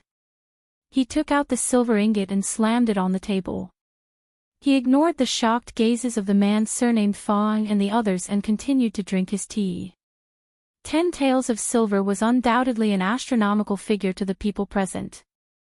If they were frugal, their families wouldn't have to worry about food and clothing for the next few years. They worked hard to herd the horses for a month, but their wages were only about 100 copper coins. The silver ingot in front of them was more than 100 times their wages. Even Lu Rui's pretty face finally lit up. She looked at Li Yi again. After a long time, the man surnamed Fong swallowed a mouthful of saliva and raised his head to look at Li Yi as he asked, Young master, this silver, could it be that you stole it?" Other than this reason, he couldn't believe that Li Yi had managed to earn so much money in such a short period of time. What a bumpkin. Li Yi cast a disdainful glance at the burly man with the surname Fong. He waved the painting tube in his hand and said faintly, "This is the meticulous brushwork fee for painting for people in the city just now." Painting? The man surnamed Fong was stunned. 10 taels of silver for a painting. How was this painting? This was clearly robbery. They thought about how they had worked so hard for a few copper coins, but this person had earned 10 taels of silver in such a short period of time. Everyone felt sad, but when they raised their heads to look at Li Yi, their expressions changed drastically. As expected of a scholar, young master was still the best. Not to mention 10 taels of silver, even if they were given 1 or 2 taels of silver, their lives in the stockade village would not be so difficult. It was even possible that they could eat meat every few days. Although these people were only boorish men, Li Yi still felt a little proud to be looked at by so many boorish men with such admiring gazes. When people were proud, they would always feel a little inflated. Looking at everyone's admiring gazes, Li Yi felt extremely comfortable. He waved his hand and said in an extremely forthright manner, "Today's tea is on me." The total cost of tea for the few of them was only 5 copper coins. Li Yi took back the silver and happily paid the bill with his private stash. Suddenly, he felt something. When he turned his head, he realized that Lu Rui was looking at him strangely.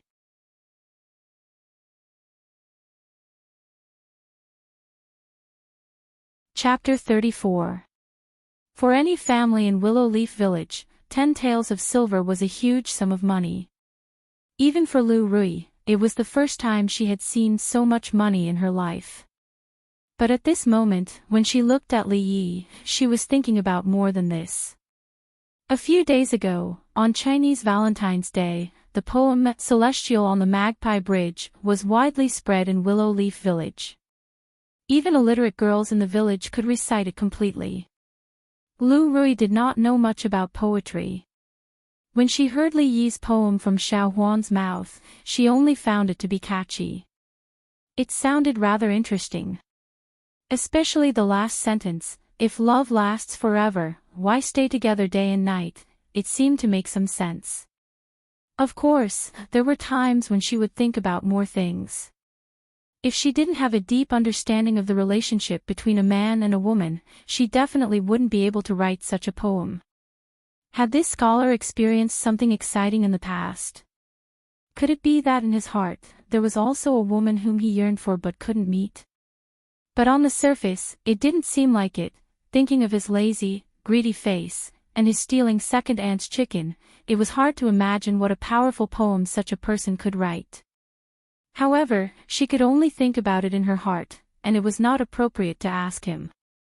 As for deeper things, such as whether a poem was good or bad, or how good it was, she had no concept of these things in her heart. Poetry was something that scholars played with.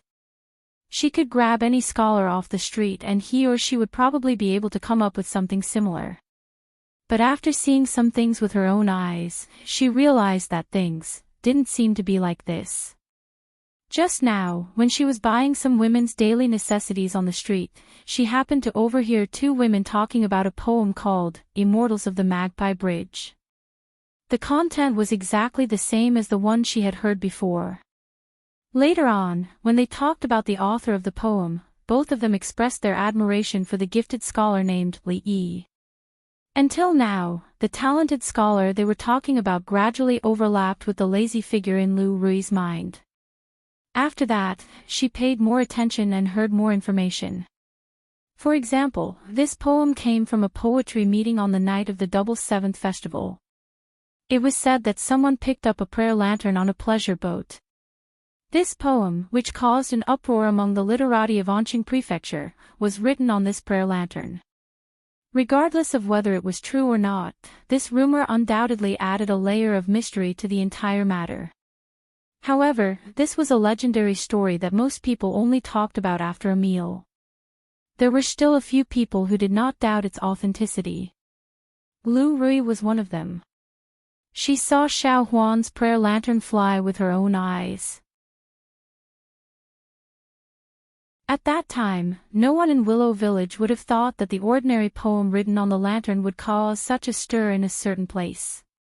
It was said that the champion of the Qixi Poetry Festival, a famous scholar from Qing and Prefecture, had seen the poem, The Immortal of the Magpie Bridge. He tore his own poem into pieces and said, "I will never write another Qixi Poetry Festival again in this life."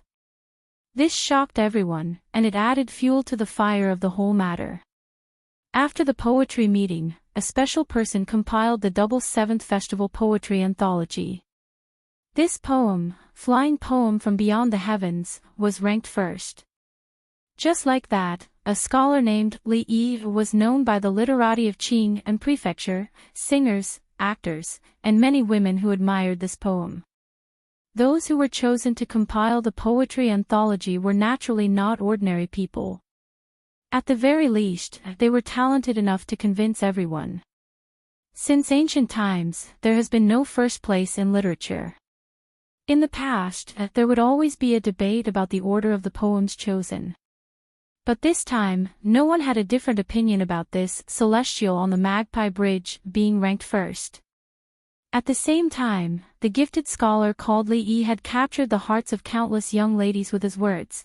If the feelings between the two were to last for a long time, why would they stay together day and night? Of course, it wasn't just those young ladies. Some of the women who had truly experienced the twists and turns of their relationships were probably even more affected by these words. Even though his origin was still a mystery, it did not affect the admiration of the women. Even Li Yi himself did not know about this. Of course, Lu Rui knew about this. Thinking of the intoxicated expressions on the two women's faces as they talked, Lu Rui could not imagine how they would react if they knew that the peerless scholar they admired was this guy in front of her. Of course, she would never have imagined that the poem he had casually composed would be so good.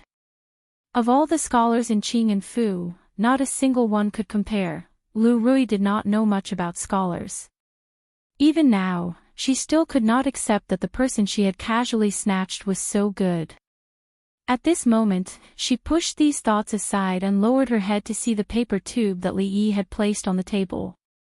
She reached out to take it.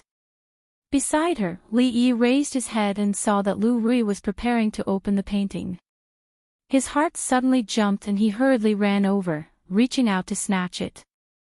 If she saw that he had drawn her, who knew what she would think? Naturally, Li Yi's speed could not catch up to Lu Rui. She lightly raised her hand and Li Yi pounced on empty air. What is this? Seeing how anxious he was, Lu Rui raised her eyebrows and asked. Nothing, it's just a doodle. Li Yi laughed dryly. He could not tell the truth at this time. If she thought that he had feelings for her, brother-in-law falling in love with his sister-in-law, tsk, it sounded quite exciting. Lu Rui looked at him meaningfully. She did not open the painting in her hands and casually threw the painting tube back. Li Yi hurriedly caught it and his heart finally relaxed. How should we spend this money? Not wanting to be entangled in this problem, Li Yi hurriedly changed the topic. Of course, to buy grain. Everyone, including the large man surnamed Fong, spoke almost in unison. To them, even if they had 100 liang of silver, it was far from being able to carry a full jar of rice at home. Living at the bottom of society, nothing could replace the importance of grain and land in their hearts. Their family was already so poor that they could not even feed themselves. They definitely had to buy grain. Even if they did not say it, Li Yi had this plan. With a wave of his hand, the group of people entered the city in a grandiose manner. At the same time, the young girl carrying the painting walked one round on the street. After buying some things, she walked into a rather lavishly decorated small building in a busy area of the street.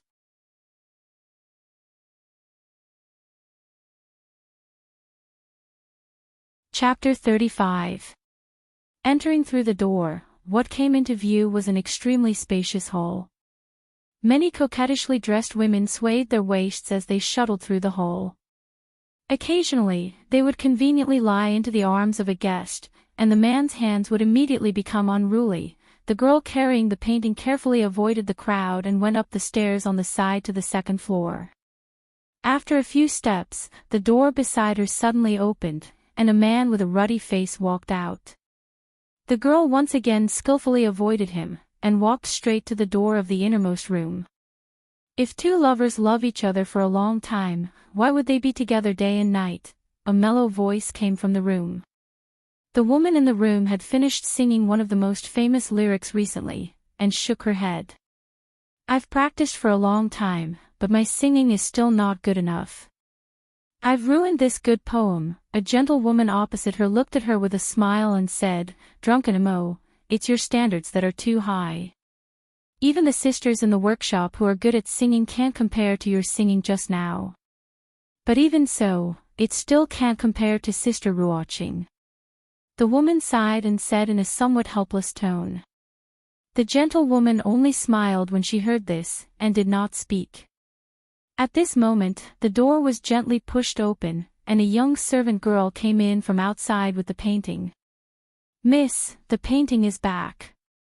The young servant girl walked to the two of them, and first handed the painting in her hand to the woman who had just sung, and then bowed to the gentle woman. She said softly, Greetings, Miss Wan.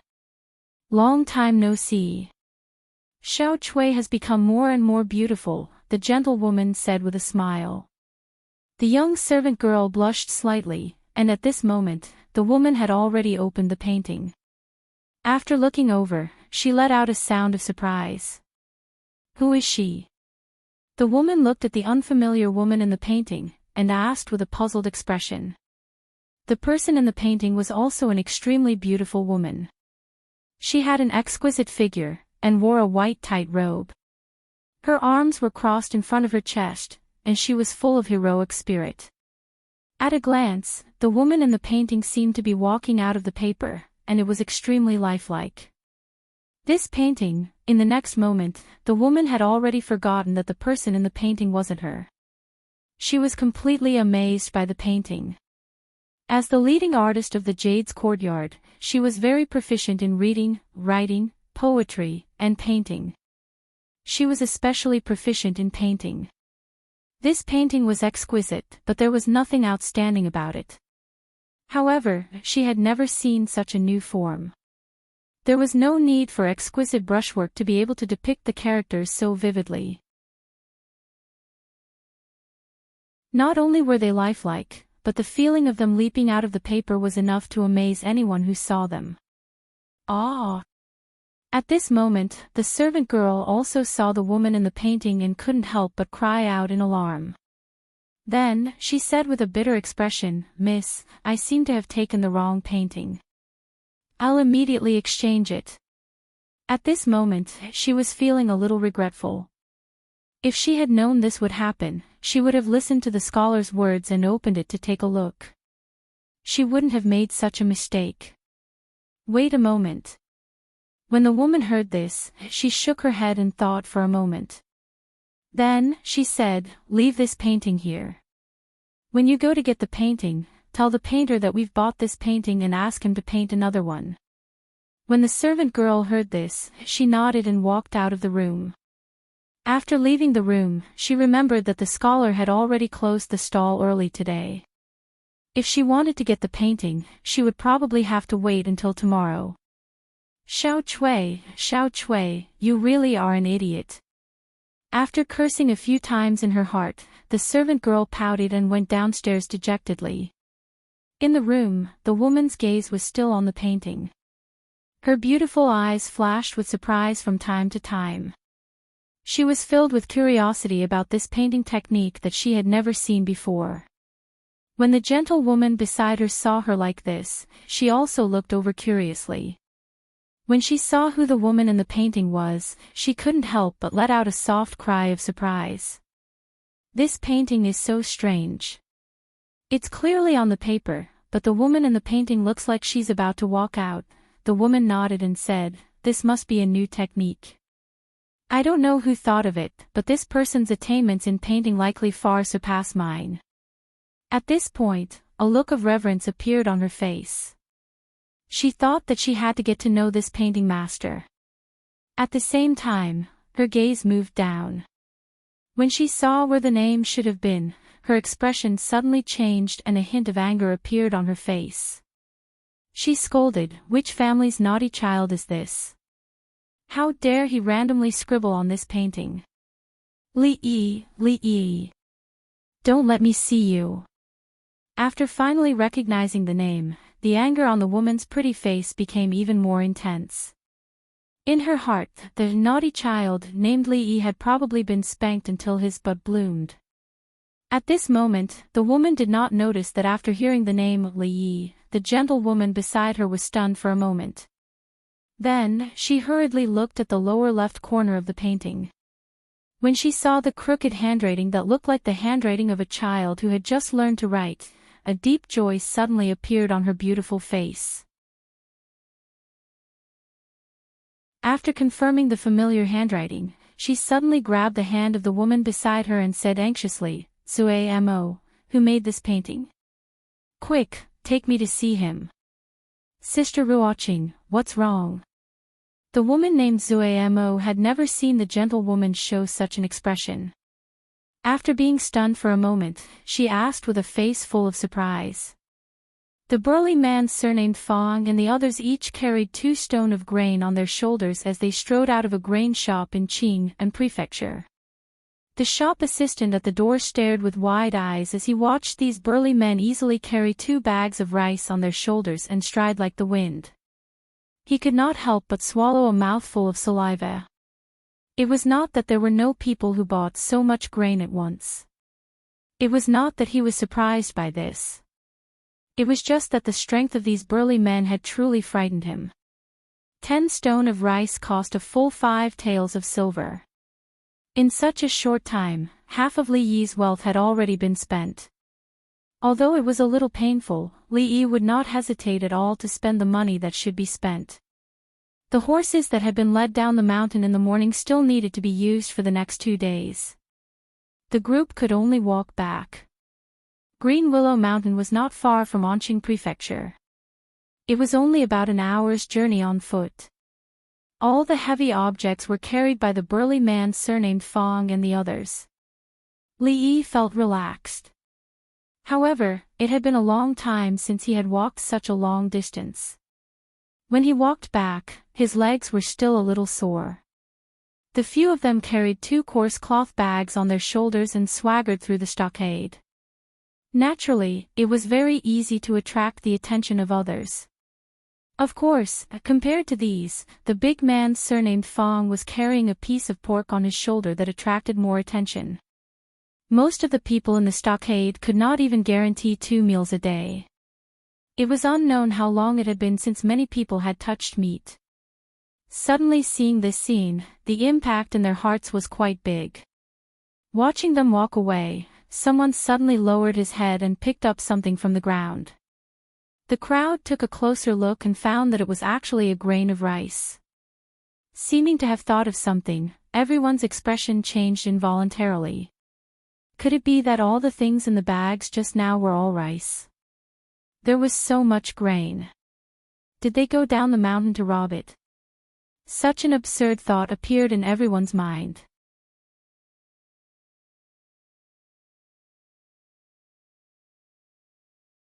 Chapter 36. For most of the families in the stockade village, there was never more than 1 bucket of rice in the rice jar at home. Their daily meals were mainly rice bran mixed with wild vegetables. The Lu family's life was slightly more prosperous, but it was at the level where they could only drink porridge. If the burly man surnamed Fong and the others were carrying rice on their shoulders, this idea was too extravagant, and they didn't even dare to think about it.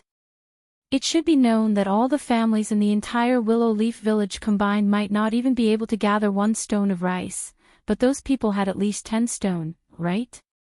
Under everyone's suspicious and shocked gazes, the burly man surnamed Fong and the others walked through the stockade village with their heads held high.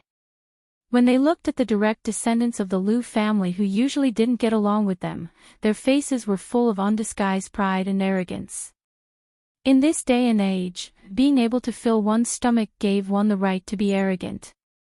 Those who ate porridge could look down on those who ate bran vegetables, and those who ate rice could naturally look down on those who ate porridge. Carrying rice and meat in the stockade village, one's back could be straighter than others. Xiao Wan was in the courtyard washing the clothes that Li Yi had changed out of yesterday. The courtyard door was suddenly pushed open, and the burly man surnamed Fong and the others walked in with a glowing face, carrying bags on their shoulders. Uncle Fong. Seeing Li Yi and Lu Rui behind the burly man surnamed Fong and the others, the young servant girl hurriedly stood up from the stool. Young master, where should we put the food? Walking into the courtyard, the burly man surnamed Fong shouted at the top of his voice. Li Yi pointed in the direction of the kitchen and said, "Move it all there. Leave half of the meat and 2 stone of the food. Everyone can take the rest and divide it." The burly man surnamed Fong was stunned at first, as if he couldn't believe his ears.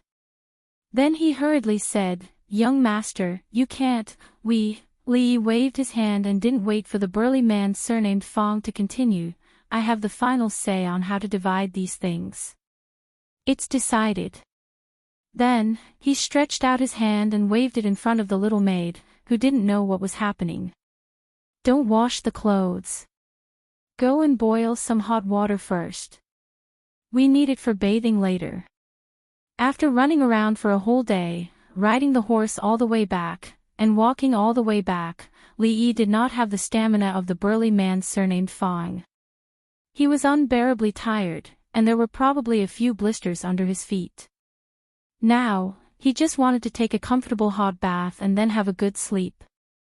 No matter how big the matter was, he would deal with it tomorrow. The young servant girl's gaze rested on the half a fan of pork carried by the burly man surnamed Fong for a long time. When she heard Li Yi call her, she hurriedly responded with an "Then," put down the clothes in her hands, and ran to boil water. "Son-in-law, wait, you really can't do this." The man surnamed Fong put down the things on his shoulder and was about to chase after Li Yi when a figure suddenly blocked his path. "Just do as brother-in-law said just now. Everyone take these things and distribute them. Don't forget to give Elder Qin and Aunt Sun a share." Lu Rui watched Li Yi's back disappear into the house, and a strange look flashed in her beautiful eyes. Then, she turned to speak to the burly man surnamed Fong and the others. "Second Miss, the burly man surnamed Fong and the others looked at her with complicated gazes, but they didn't say anything for a long time.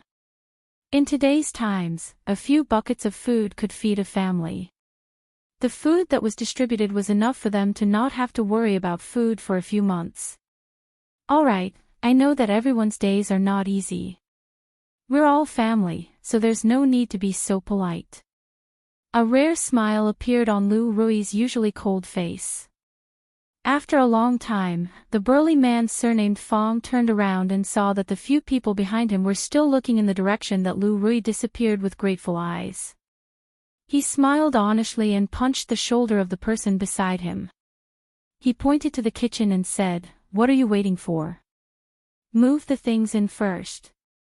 Wearing only a loincloth and lying in the wooden bathtub that was half the height of a person, Li Yi immediately felt refreshed. The fatigue accumulated during the day was swept away. The only flaw was that the space in the bathtub was a little small. If there was a chance in the future, he would definitely make a bathtub or dig a big bathtub at home and use it as a hot spring and a swimming pool. Xiaohuan walked in from outside and added some warm water into the bathtub. When she looked at the bathtub, her pretty face couldn't help but blush slightly. She thought about the situation when she first met the son-in-law, and her little face became even more like a ripe apple. "Son-in-law, Xiaohuan will help you wipe your back." The little servant girl picked up the towel and said softly. The little servant girl was very skilled at scrubbing his back. Her strength was neither light nor heavy. Li Yi leaned on the edge of the bathtub and enjoyed the little servant girl's back-scrubbing service. He suddenly felt that the life of the ancient people was too extravagant and too depraved. It was already like this to have a little servant girl. He didn't know how luxurious those rich people's homes were. As a good youth of the 21st century, how could he allow himself to degenerate and be poisoned by the luxurious atmosphere of the feudal society? A man shouldn't be greedy for pleasure. Thinking like this, he opened his mouth and said to Xiaohuan, "A little to the left, a little to the left. Yes, there." After a long day of hard work, the happiest thing was to have a comfortable hot bath under the service of a beautiful servant girl and then have a good night's sleep. It was a dreamless night of sleep until the next morning.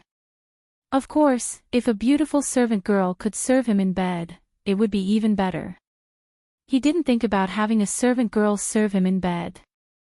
A 15 or 16-year-old girl was still underage in the future. Li Yi wasn't that beastly. Towards this adorably silly servant girl, Li Yi had never thought in that direction.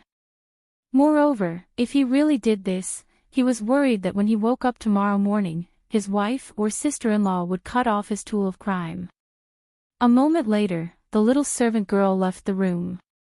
When she passed by the kitchen, she went in to take a look. Seeing half a piece of pork on the table and 2 stones of white rice on the side, her small mouth slightly opened.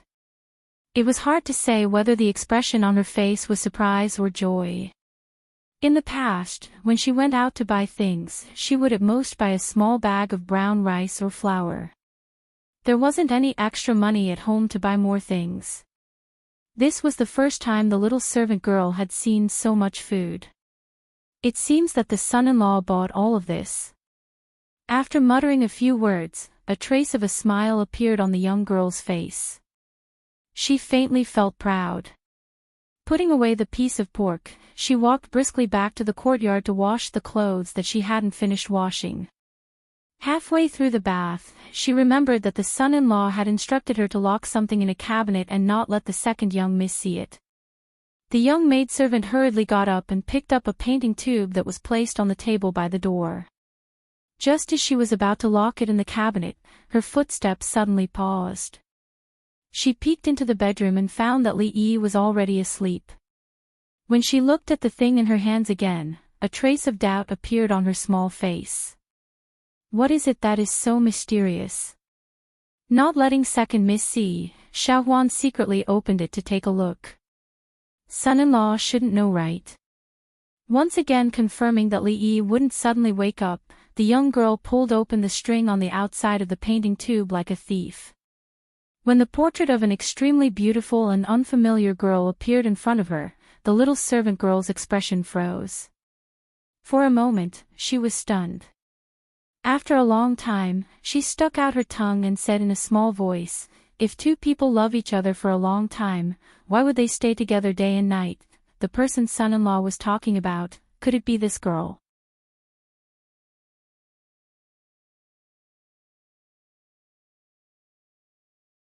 Chapter 37. The maidservant named Xiao Huan would sometimes think about what kind of life the son-in-law led before he came up the mountain. Who was in his family, whether he was married, whether he had a girl in his heart. Later, as they lived together for a long time, she gradually understood some things. Some of the information that Li Yi unintentionally revealed made the maidservant dispel some of her assumptions, but she was not so sure about most things. As early as the night of Chinese Valentine's Day, when Li Yi became very strange, the maidservant already had some guesses in her heart. If two people love each other for a long time, why would they stay together day and night? She had pestered Sister Qin, the only one in the village who had read books, to explain the meaning of these two sentences to her. She only remembered that Sister Qin had said at that time that son-in-law was probably a person with a story. She looked at the painting in her hand again. Looking at the beautiful girl, the maidservant could not help but let her imagination run wild. Could it be that this was son-in-law's former sweetheart? One was a dignified scholar, the other was a charming beauty. They should have been a pair that would be envied by the world, helping each other in times of hardship and accompanying each other for a lifetime. But suddenly, there was a great change. The scholar was kidnapped by the mountain bandits and became the husband of the village's stronghold, while the beauty sat alone in her boudoir, washing her face with tears. Although it could not be seen normally, son-in-law's heart must have been very bitter, right? Thinking of this, an inexplicable feeling suddenly surged in the young girl's heart. She felt a lump in her throat and her heart tightened. Tears fell down her cheeks. "Xiao Huan, what's wrong?" A familiar voice suddenly sounded beside her. The young girl was startled. When she turned her head, she saw Lu Rui standing behind her. "Ah, second miss." She quickly reached out to wipe her tears and said, "Nothing, I accidentally squinted my eyes just now." "What is this?" Lu Rui looked at the seemingly familiar painting in her hand and looked over. A nap solved 1,000 worries. When Li Yi woke up the next day, it was almost lunchtime. Of course, he didn't have time to teach the naughty children, and no one paid him a salary. He didn't have enough motivation to work. Fortunately, it was up to him whether he went to school or not, and there were no restrictions. There was no one in the courtyard. Lu Rui should have gone out to practice. As for Lu Rui, Li Yi hadn't seen her since yesterday. He was used to her occasional disappearances. Xiao Huan was cooking in the kitchen. It was not appropriate for a man to wander around the kitchen all the time. Moreover, after a long time, Li Yi himself would get tired of it. As early as half a month ago, he had begun to consciously teach Xiao Huan some things about cooking. In short, she could not just casually throw something into the pot and cook it like before. Eating should be a kind of enjoyment, not as simple as filling the stomach. After washing up, he walked to the door and stretched his body. Breathing in the fresh air from the mountains, he immediately felt refreshed. The air wasn't polluted by industrialization. Every breath he took was filled with the smell of nature. It was extremely fresh and had a strong smell of meat? After carefully distinguishing it, Li Yi was sure that he didn't smell wrong. It was indeed the smell of meat. The smell didn't come from his own kitchen. Last night, he had told Xiao Huan to handle the meat himself. He wrinkled his nose and sniffed. Looking in the direction of the smell, he saw the naughty child from Master Fang's family walking over with a huge bowl in his hands. The naughty child walked up to Li Yi, holding the bowl, and said timidly, "Young master, my father asked me to bring this over." Seeing the big bowl of cooked meat in the naughty child's hands, Li Yi smiled and patted his head. He took the bowl from his hands. Although he didn't lack it, it was a kind gesture, so he couldn't refuse it. After completing the task his father gave him, the naughty child didn't even say, "Goodbye, young master," and ran home.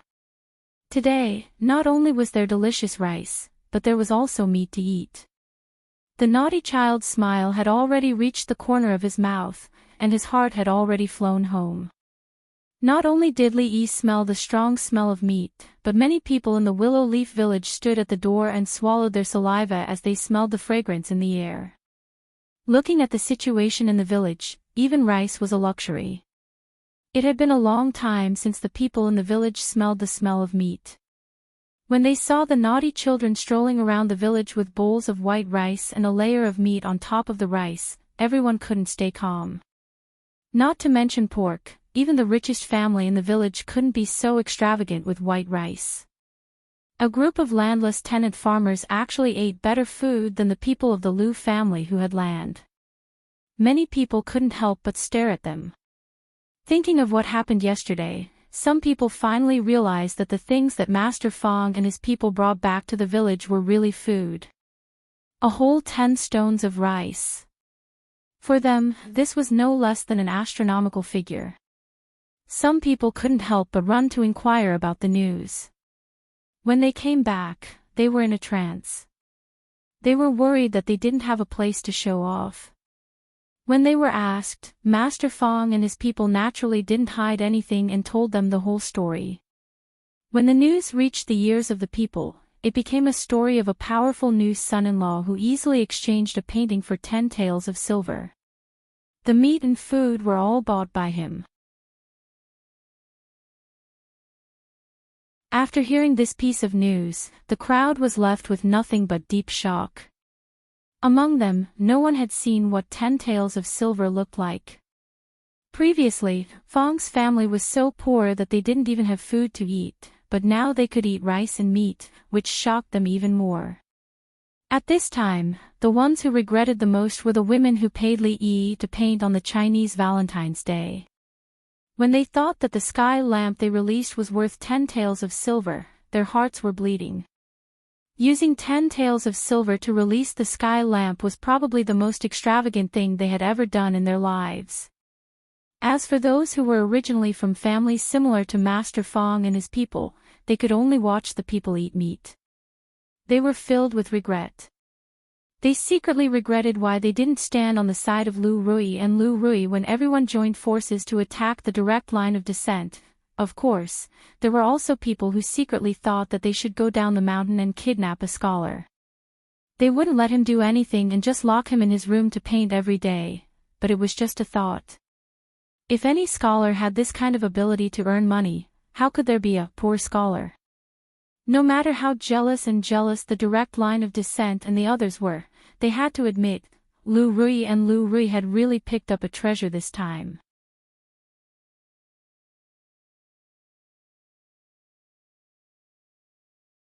Chapter 38. Li Yi did not know that he had become a treasure in some people's hearts.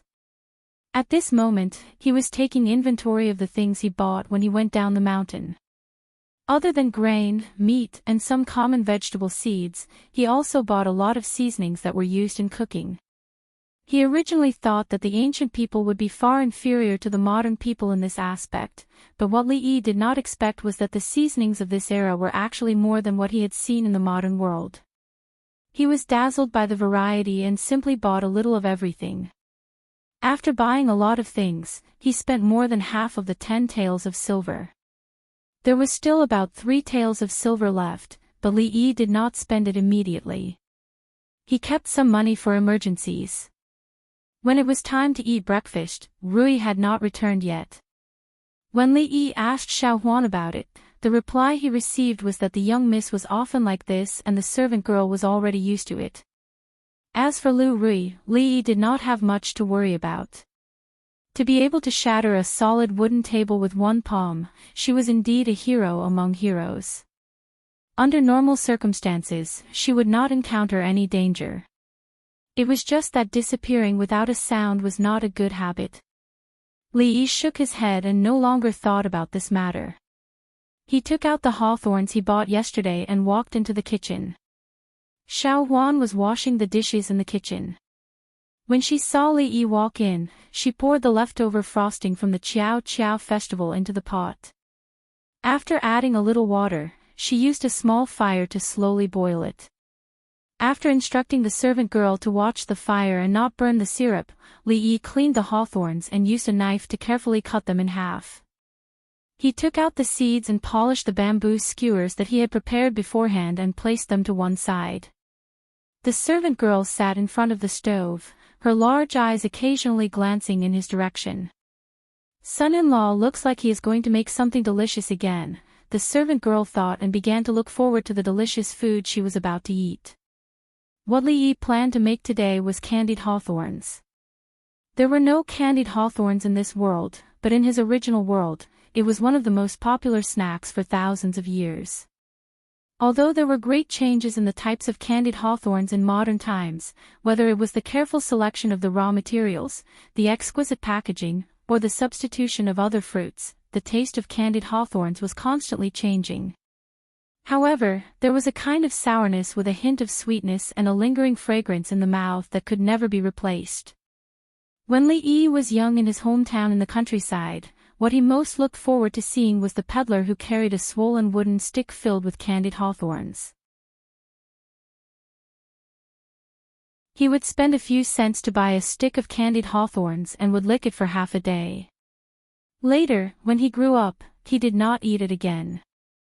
Now that he came to this world, he missed that familiar taste. When these memories that belonged to him appeared in this world, his heart would also receive some comfort. Not long after, when the sugar in the pot was almost cooked, Li Yi skewered the hawthorns on the bamboo skewers and rolled them in the pot.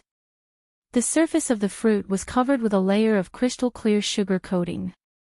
After taking it out of the pot, the sugar quickly condensed and the world's first stick of candied hawthorns was out of the pot. In less than a quarter of an hour, Li Yi and Xiao Huan were squatting at the door, each holding 2 skewers of candied haws in their hands. They took a bite, and after a crisp sound, there was a sweet and sour taste in their mouths. This was the first time the servant girl ate candied hawthorns. She did not eat them in one bite like Li Yi, but first stuck out her little tongue to lick the sugar coating. Even her heart was filled with sweetness and her eyes curved into beautiful crescent moons. This scene was obviously very tempting. After a glance, Li Yi did not dare to look anymore.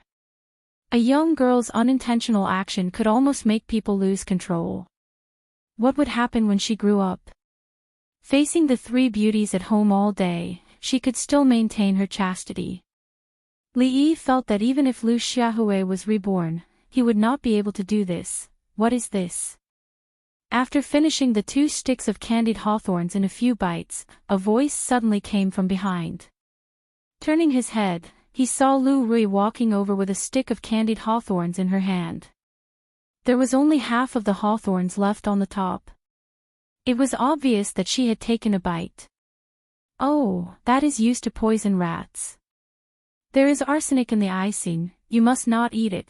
Flicking away the remaining sugar residue at the corner of Lu Rui's mouth, Li Yi said with a straight face. As soon as he finished speaking, Lu Rui's expression changed and her pretty face immediately turned pale. Young master, one of the candied hawthorns is missing. At this moment, the young servant girl walked over with 2 sticks of candied hawthorns in her hand and said with some confusion. Lu Rui turned her head and saw the thing in Xiao Huan's hand. There was still a bit of sugar coating at the corner of her mouth. When she turned back to look at Li Yi, Her pretty face turned cold and her hand was already on the hilt of the sword at her waist.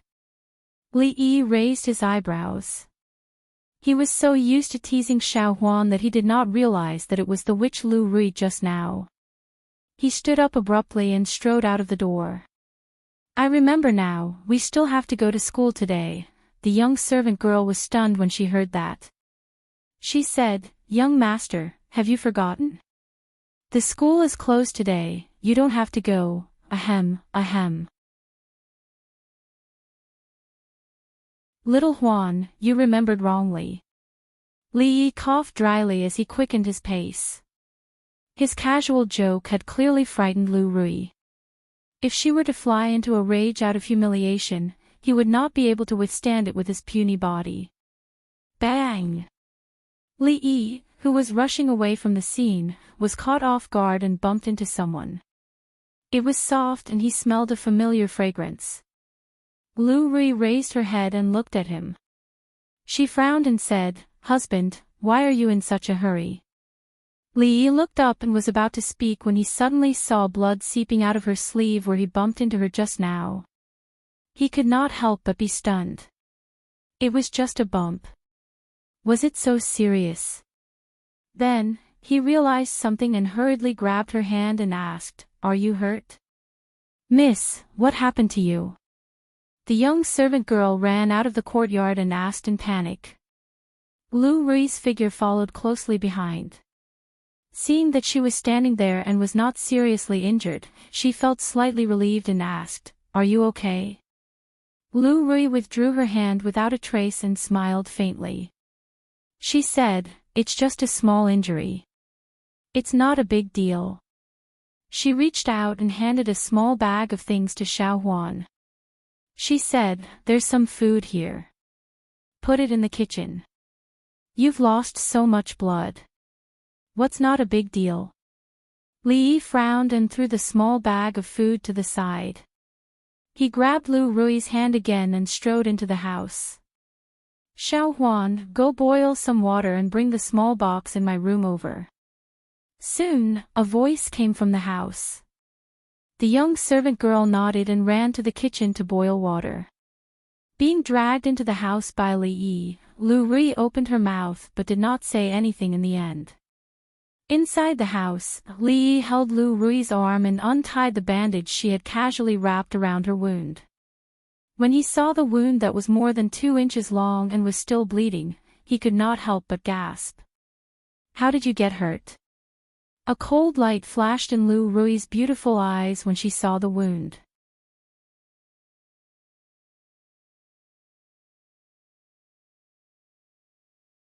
Chapter 39. At this moment, the most important thing was not how Lu Rui got injured, but how to treat the wound. In ancient times, there were no antibiotics. If the wound got infected and the condition worsened, there was no way to treat it. One could only lie down and wait for death. Without any awareness of disinfection, the number of people who died from infected wounds every year was uncountable. She did not know where this cloth was found. Although it looked clean, it was definitely full of bacteria. The wound had never been disinfected. This was a matter of life and death. Was there a need to be so careless? Son-in-law, the water is ready. Not long after, a maidservant ran in with a clean copper basin. The conditions were too harsh and there was no condition to use alcohol or iodophor to disinfect. He mixed some salt water according to the ratio and asked the maid to throw a clean towel into the pot to boil. After dipping it in the salt water, he carefully cleaned Lu Rui's wound. The effect of salt water was not as good as alcohol, but it was better than nothing.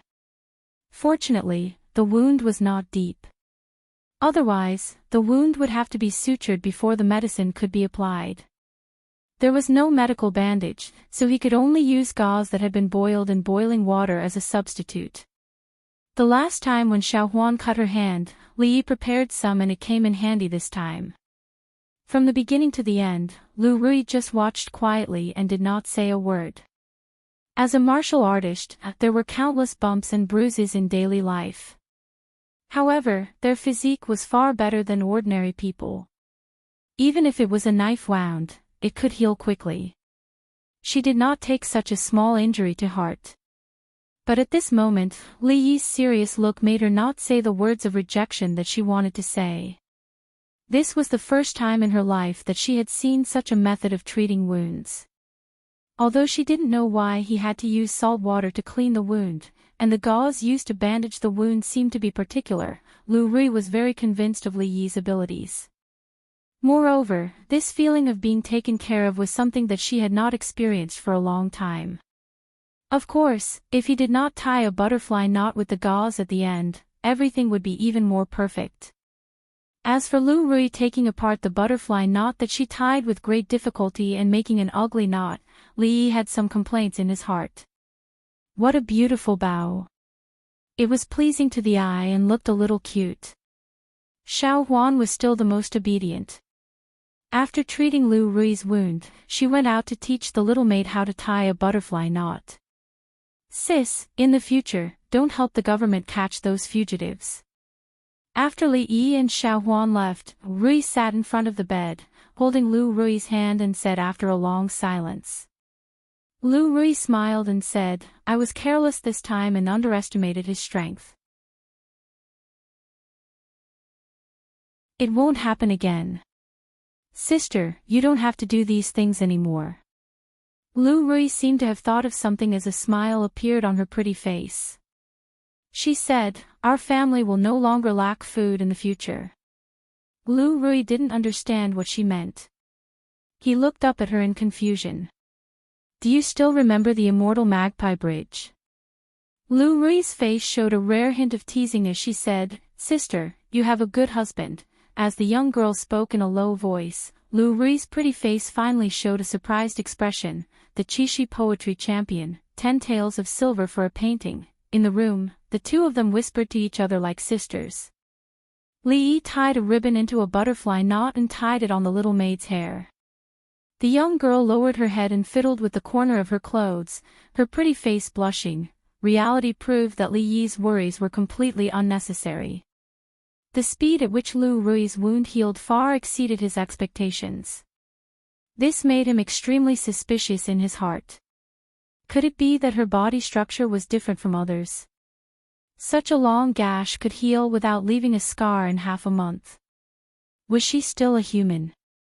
Of course, his relationship with Lu Rui hadn't reached the point where they could study each other's body structure. This kind of strange relationship between husband and wife was probably the only one in the stockade village.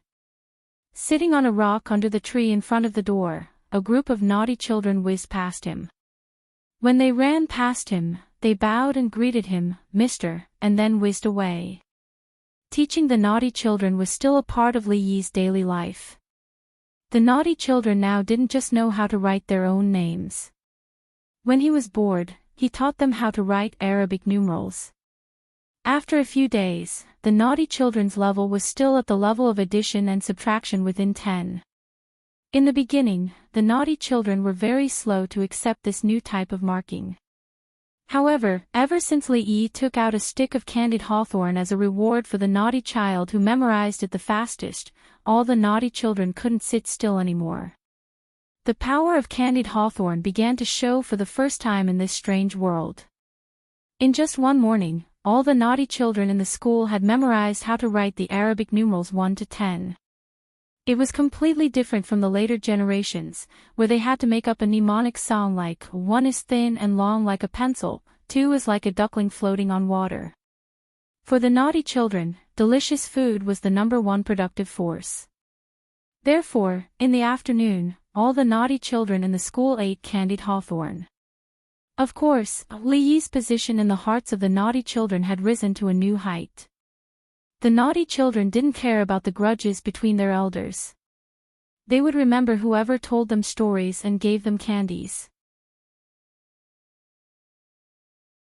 Even the naughtiest naughty child in the stockade village would behave in front of Li Yi. This was something that all the naughty children's parents were envious of. Moreover, in the recent days, the image of Li Yi in the hearts of the direct descendants of the Lu clan had undergone an earth-shattering change. They could look down on the scholar who didn't even have the strength to truss a chicken, but if this scholar could casually draw a painting in exchange for 10 stone meters of rice, then everything would be different. Looking at the fact that someone who used to live at the same standard of living as them, or even worse than them, could eat rice for every meal, this kind of psychological gap was not something that could be erased in a short period of time. Moreover, it could be foreseen that this was only the beginning. It wouldn't be long before there would be an even greater gap in the stockade village. Those who wanted to seize the land and other resources that belonged to Lu Rui and her sister did so to improve their own lives. However, who would have thought that because of this reason, they would become enemies with the direct descendants of the Lu clan, which would instead cause them a greater loss. In a short period of time, more and more people began to weigh the gains and losses in their hearts, and a certain scholar who caused this change was currently waving a palm leaf fan, leisurely sitting under a tree in front of the door to enjoy the cool air. Although the weather at the beginning of August had already entered autumn, the weather at night was still hot and stuffy. Staying inside the house was even more irritating, so it was better to enjoy the wind under the tree outside. The only bad thing was that there were a lot of mosquitoes here. In just a short while, Li Yi's body had already been bitten several times. Just as he was wondering if there was any way to repel the mosquitoes, a sturdy figure walked over from the front.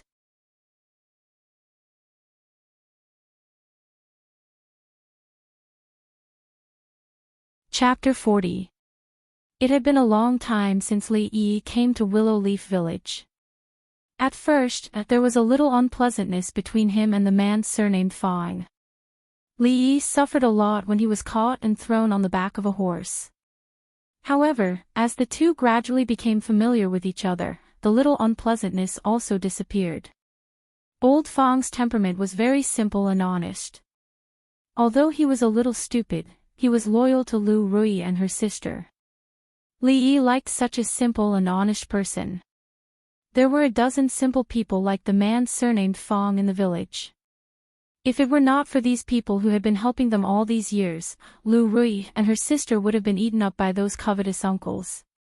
Whoever was good to his wife and sister-in-law, he would be good to them. This had always been Li Yi's way of doing things. That was why he could distribute the food to them without so much as a frown. During this period of time, he had truly treated them as his own people. The man surnamed Fang came over and sat on the stone next to Li Yi. He seemed to be in a bad mood. "Fang, what's wrong? You look sad. Did Dahe steal Zhu Zi's steamed buns again?" After getting familiar with him, Li Yi also called the man surnamed Fang casually. Zhu Zi was the son of the man surnamed Fang, and Dahe was their yellow native dog, a dog that always liked to steal the children's steamed buns. Li Yi had seen countless times that Dahe had a steamed bun in its mouth, and the man surnamed Fang chased it all over the village with a broom in his hand. He swore that he would kill it and eat it with wine when he got back. As a result, the chase between a man and a dog would happen again every few days. It was reasonable to say that the man surnamed Fang should not be worried recently. Because of the food distributed last time, Fang's family temporarily moved from the bottom of the village to a well-off level and walked ahead of most people. At least for a short time, they did not have to worry about food and clothing. This was also what Li Yi found strange. At this time, the burly man surnamed Fang obviously shouldn't be worrying. Could it be that he also encountered those special days of the month?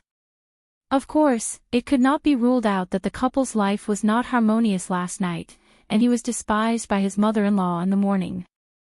However, looking at Fang's energetic appearance, this possibility should not be high.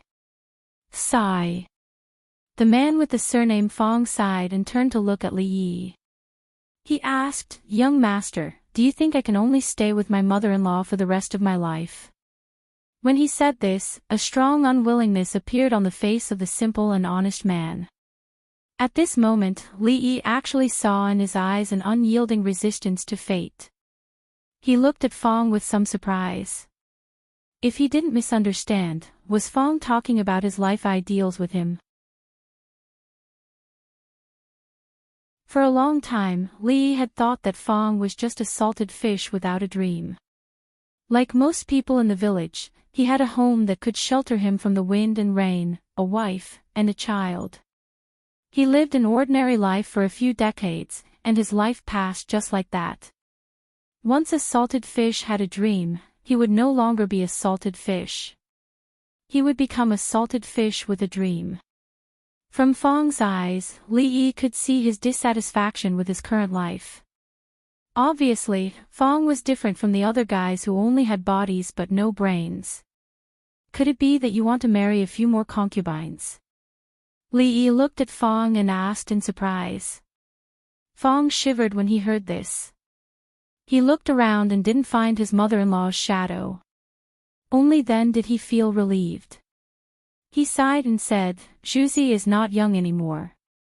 In a few years, I will arrange a marriage for him. But with the situation at home, we can't even afford a decent betrothal gift. We can't earn much money from herding horses, and it's not even enough to buy food. I'm thinking if I can find another way to make a living." "Young master, you are a capable person. Can you give me some ideas?" Li Yi didn't expect that Fong was actually worried about this matter.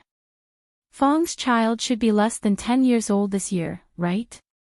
He was running around the village naked all day with snot coming out of his nose. How could Fong think about marrying a wife so quickly? Even though he knew that people in this era generally got married much earlier than in modern times, he really couldn't imagine what that silly naughty child would look like when he got married. However, no matter what era it was, there was one thing that didn't change much. The problem that Fong was facing now should be the same as the man's parents worrying about buying a house and a car before they got married thousands of years later. Li Yi thought that Fong was tired of his mother-in-law all day long and wanted to find another concubine. He didn't expect that Fong was actually planning for his naughty child. Poor parents in the world. There was a heaven-defying cheating device in his mind. In this incomparably backward feudal era, Li Yi actually had countless ways to earn money. Simple alcohol purification, making a few pieces of soap, a few bottles of perfume, or even selling paintings could make a fortune. The reason why he hadn't taken action yet was because he was too lazy.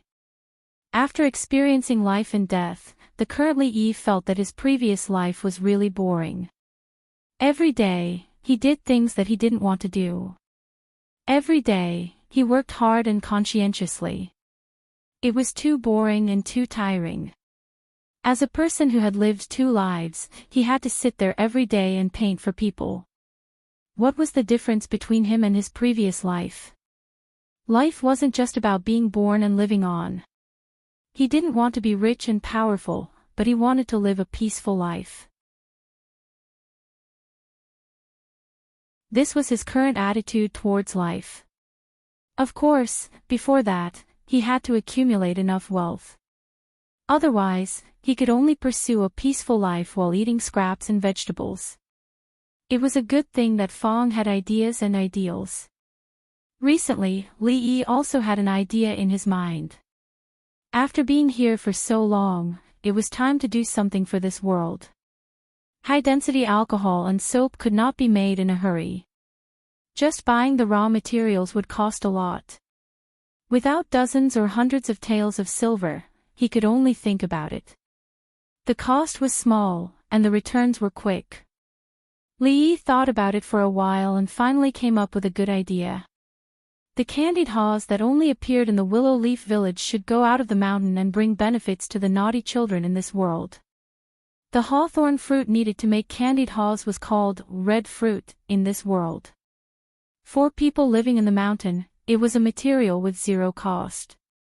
There was a large hawthorn forest behind the mountain, and there were as many fresh hawthorn fruits as one wanted. The icing used to make the candied haws needed to be bought in the marketplace at the foot of the mountain, but the price was not too high.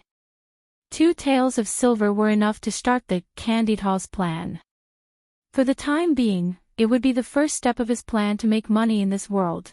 Li Yi had absolute confidence in this kind of treasure, which had been passed down for thousands of years in the original world and was still very attractive to naughty children. The reason why he hadn't brought it up was that he didn't want to work himself to death all day carrying a stick through the streets. When he turned around and saw old Fong's depressed face, Li Yi's face lit up like a spring breeze. Speaking of this idea, I do have one.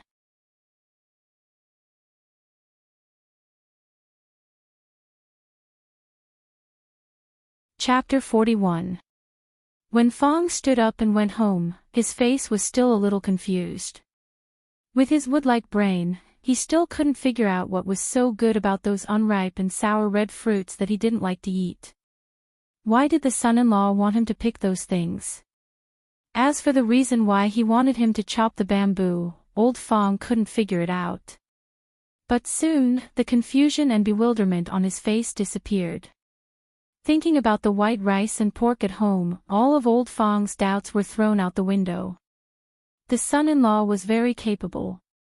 If he followed the son-in-law, he would have meat to eat. His words couldn't be wrong. In the following days, Fong's life began to become busy. Not only Fong, but also the naughty children of the Fong family were ruthlessly deprived of their time to play. They could no longer follow the naughty children in the stockade every day.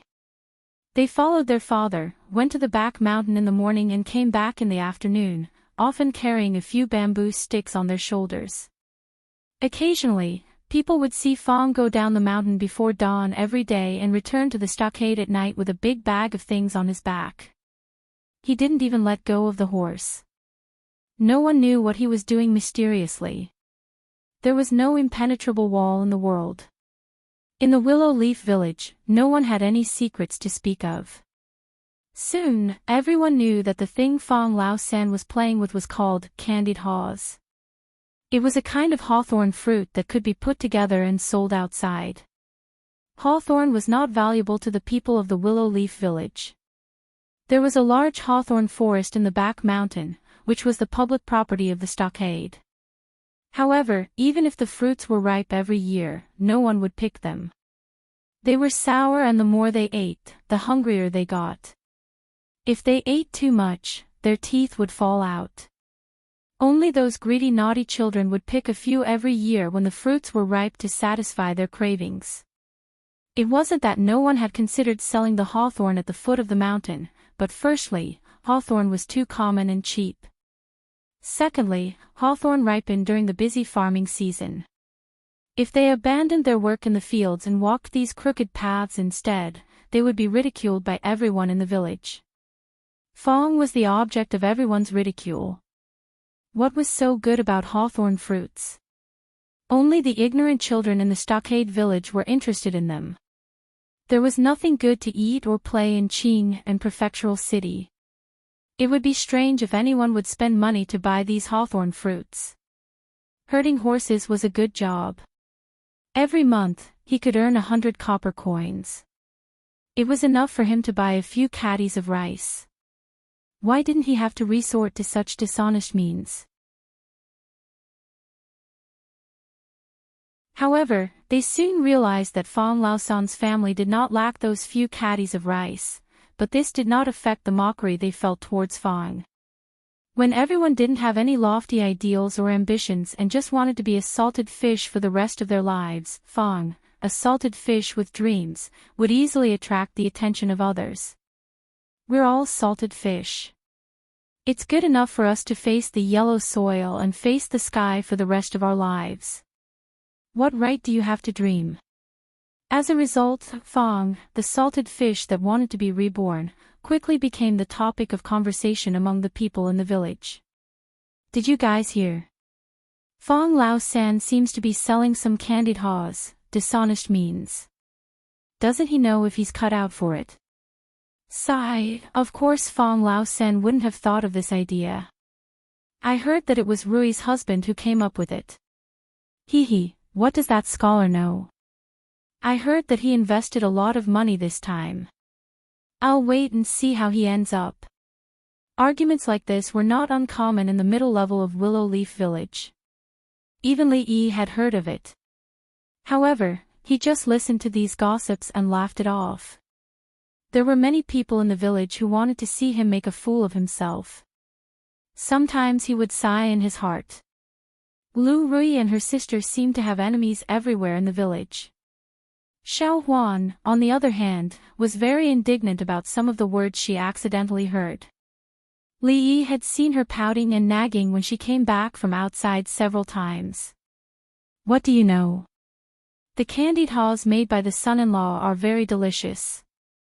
He will definitely make a lot of money. Then you guys will die of anger. The little maid had been with Lu's sister Rui since she was a child. Naturally, she had been treated coldly by other people of the Lu family.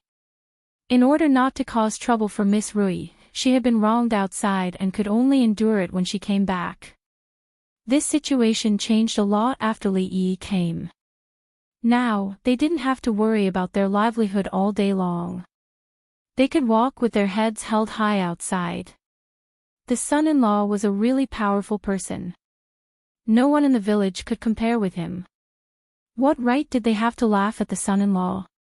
What Li Yi didn't expect was that those rumors had no effect on him, but Fong couldn't help it. Son-in-law, will there really be people willing to buy this candied haws? Until now, Fong still had doubts about the feasibility of this matter. After all, it was just an ordinary hawthorn. Even if it was covered with sugar, it was still a hawthorn. The son-in-law had given him all the money. If all the money went to waste in the end, even if the son-in-law didn't blame him, he would feel bad. Seeing that Fong was looking at him with a perturbed expression, Li Yi glanced at him and said, "If you don't feel at ease, why don't I find someone else to do it?" Old Wu came to find me this morning and said that he wants to try too. Why don't you rest and let him do it? Looking at the expression on Li Yi's face, Fong felt at ease. The next moment, Fong's face immediately changed into his signature honest smile. He put his arm around Li Yi's shoulder and said, "There's no need, there's no need. Old Wu has a one-track mind. He's not the type to do this. Besides, what kind of relationship do I have with the son-in-law? Don't forget that I was the one who captured the son-in-law." Seeing the burly man with the surname Fong walk out with a smile, several black lines appeared on Li Yi's face. It was very easy to make candied hawthorns and didn't require much preparation time. Fong had already bought the icing from the foot of the mountain. The August hawthorns were not fully ripe yet, but it didn't affect the taste much. Under Li Yi's guidance, Fong cut all the bamboo from the mountain into bamboo sticks of similar size. The edges were polished smooth and the bottom of the bamboo stick was slightly wider, making it more suitable to hold. After the hawthorns were seeded and coated in the syrup, he dipped a little sesame seed on the top. There was a little white in the middle, making it look even more attractive. He stuck all of the candied hawthorns on wooden sticks and brooms. Seeing the naughty child beside him gulping down his saliva, Fong felt a little more confident. He took down a candied hawthorn and handed it to him. He conveniently kicked the naughty child's butt and said, "Listen to your mother at home. Wait for me to come back tonight." 2 hours later, on the crowded main street of Qingham Prefecture, the simple and honest man carried a strange object and stood by the side of the road. He hesitated for a long time before a resolute expression appeared on his face. A moment later, a voice full of energy traveled over. "Ice candied gourd gourd." For a moment, several gazes were cast over from the crowd on the street.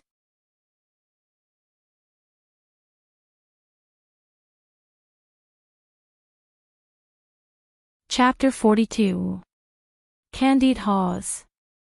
What is that? I don't know, I've never heard of it before.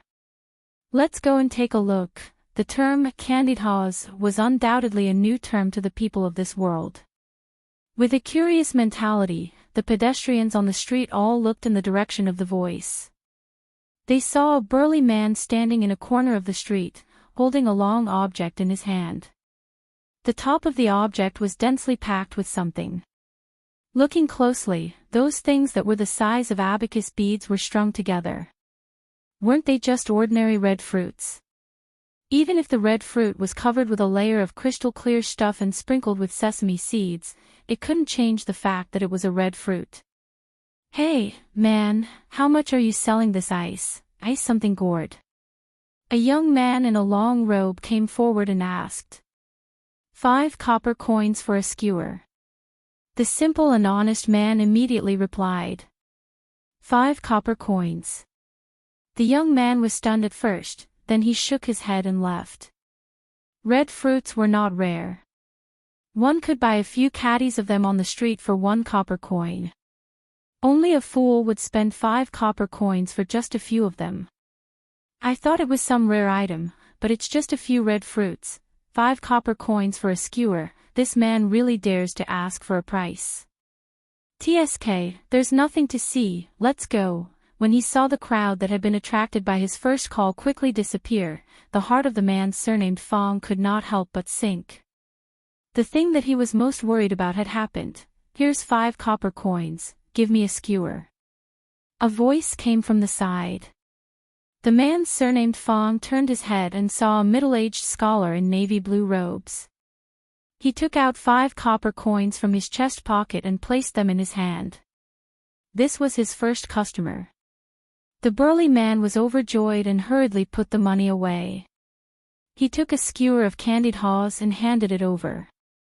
"Your candied haws." The scholar reached out and took it, then left. The burly man, who wanted to get his evaluation, felt a little disappointed. After all, he didn't want everything he had done for the past few days to be in vain. In a place where the burly man surnamed Fong couldn't see, the middle-aged scholar took a bite of the sugar-coated haws, and a trace of surprise flashed across his face. He lowered his head to look at the sugar-coated haws in his hand and murmured, "There's sweetness in the sour, crispy and delicious. I really didn't expect that red fruits could be made in such a novel way." Because he was a little hungry, he bought a snack that he had never seen before on a whim, but it gave him a different kind of surprise. A smile appeared on the middle-aged scholar's face, and his mood seemed to improve a little. He continued to walk forward. At this moment, the burly man surnamed Fong, who had just completed his first transaction, had a glimmer of hope in his heart. He raised his head and shouted at the top of his lungs. "Candied haws, delicious candied haws, candied haws, it's free if it's not sweet." After an hour, the man with the surname Fong, whose voice had become somewhat hoarse from all the shouting, leaned against the wall in an extremely discouraged manner.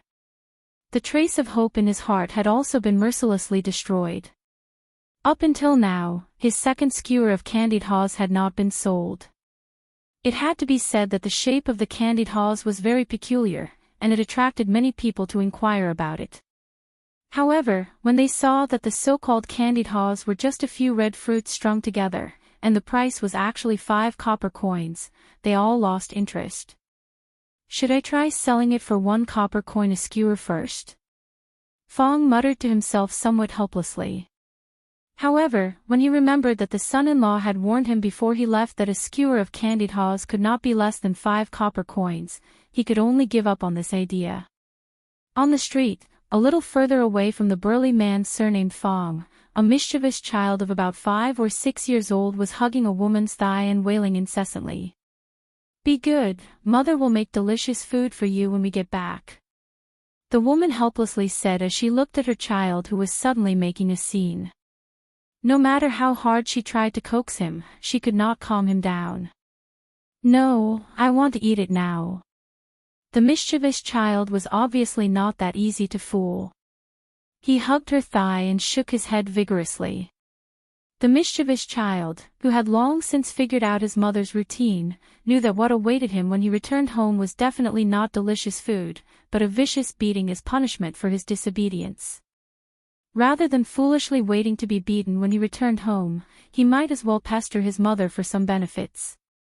This way, it would be worth it even if he was beaten when he returned home. The mischievous child who was making a scene on the street quickly attracted the attention of passers-by. The woman also felt a little embarrassed when she was stared at by so many people. She wanted to calm the child down first, and then slowly educate him when they returned home. However, she suddenly realized that the crying beside her had stopped. She looked down and discovered that the mischievous child was staring straight ahead. He swallowed his saliva, pointed in the direction of the corner of the street, and said, "Mother, I want that." After a moment, the mischievous child, who had tasted his desire, left while licking the candied haws in satisfaction. He was extremely fond of this delicacy that he had never tasted before. After finishing all of the hawthorns, he licked the sugar off the bamboo stick, but he was reluctant to throw it away. He carefully put it away, and even licked the residue from the corner of his mouth. He was filled with joy, thinking that he would definitely tell a few of his close friends when he returned home. He did not notice that the woman beside him had a rather unpleasant expression on her face. The first thing he would be greeted with when he returned home was a vicious beating.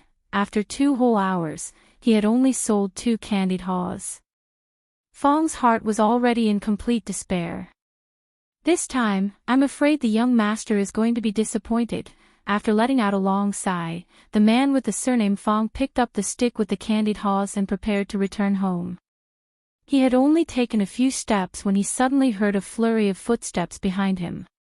In the next moment, he discovered that he had been surrounded. The people surrounding Fong were a group of mischievous children. The oldest among them was only 10 years old, and they all looked at Fong with excited gazes, the candied haws in his hands. The mischievous child standing at the very front was about 5 or 6 years old. Fong had just met him. He was the one who had taken care of his second business. The mischievous child covered his butt with one hand, and the tears on his face had yet to dry. He pointed at the skewers of candied haws and said, "This is the one. Whether I lied to you or not, you'll know soon enough." After saying that, the mischievous child stretched out his small hand and revealed the 5 copper coins in his palm. He said loudly, "Uncle, I want a skewer of candied haws." "Me too. Me too. I want 2 skewers." The mischievous children chattered one after another. Fong looked at the fair and clean little hands that were stretched out, and his expression was a little dazed. On the street, a girl passing by was puzzled as she watched a group of excited naughty kids rushing past her. Each of them was holding a skewer of food and eating deliciously. When she looked ahead, she saw a burly man carrying a strange stick. The strength of the mischievous children could not be underestimated. A small portion of the candied haws disappeared in an instant, and was replaced by a large pile of copper coins in his pocket. "Excuse me, how much is this?" Just as Fong was standing there in a daze, a pleasant voice came from the side. Seeing the incomparably delicate young girl standing next to him, the man with the surname Fong couldn't help but blush. He said, Five copper coins, all right, give me one." The young girl nodded and said with a smile. She took a small bite, and her mouth was instantly filled with a sweet and sour taste. The young girl's beautiful eyes slightly brightened. She took out a small piece of silver from her beautiful pouch and pointed at the remaining candied haws. "I want all of these."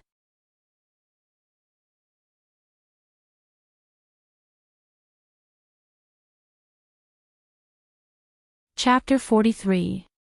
Fong had brought around 30 skewers of candied haws with him today. Half of them had been bought by the naughty children, and there were still around a dozen left. It was obvious that the young girl couldn't carry them all by herself. After the young girl paid, Fong took the initiative to help her deliver them to the place. With so many copper coins in his pocket, it felt heavy and made him feel very at ease. At this moment, Fong couldn't help but feel ashamed for doubting his son-in-law's thoughts. "Uncle, how are these candied haws made?" The young girl walked in front with a skewer of candied haws in her hand. She gently licked the sugar coating and guessed that it was frosting, but she wasn't sure. She turned her head and asked in confusion. "Miss, I can't tell you that." Fong laughed foolishly. He didn't reveal the method of making the candied haws just because the young girl was beautiful. Fong wasn't that stupid. This was something he would use to make his family rich in the future. How could he just casually tell others? Hearing Fong's answer, the young girl was stunned for a moment. After a while, she also realized that her question was a bit inappropriate.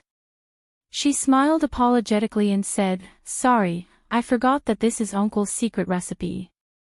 I shouldn't have asked." Fong laughed foolishly and didn't reply. He followed behind the young girl and walked through the noisy street. He didn't know when it started, but the crowd started to thin out. The buildings on both sides also gradually became more luxurious. There was a row of red doors with mighty stone lions in front of them. It was extremely extravagant. To buy a stronghold here, it would probably cost a lot of money. Fong muttered to himself. He also began to wonder about the identity of the young girl. After all, the people who could live here were either rich or noble. They weren't people ordinary people like them could come into contact with. "It's here." Not long after, the young girl stopped walking. She turned around and smiled at the man surnamed Fong. "Wait here for a moment. I'll go in and come out immediately." Fong nodded and watched the young girl walk through the 10-feet-tall door. The two servants at the door bent over and said something. Because he was too far away, he couldn't hear clearly. Not long after, the young girl's figure appeared again. 4 young girls followed behind her, each holding a tray in their hands. They walked to the front of the burly man surnamed Fong and looked at the strings of crystal-clear candied haws. The young girl on the left asked curiously, "Sister Yenji, what is this?" "Don't ask too much. I'll tell you later.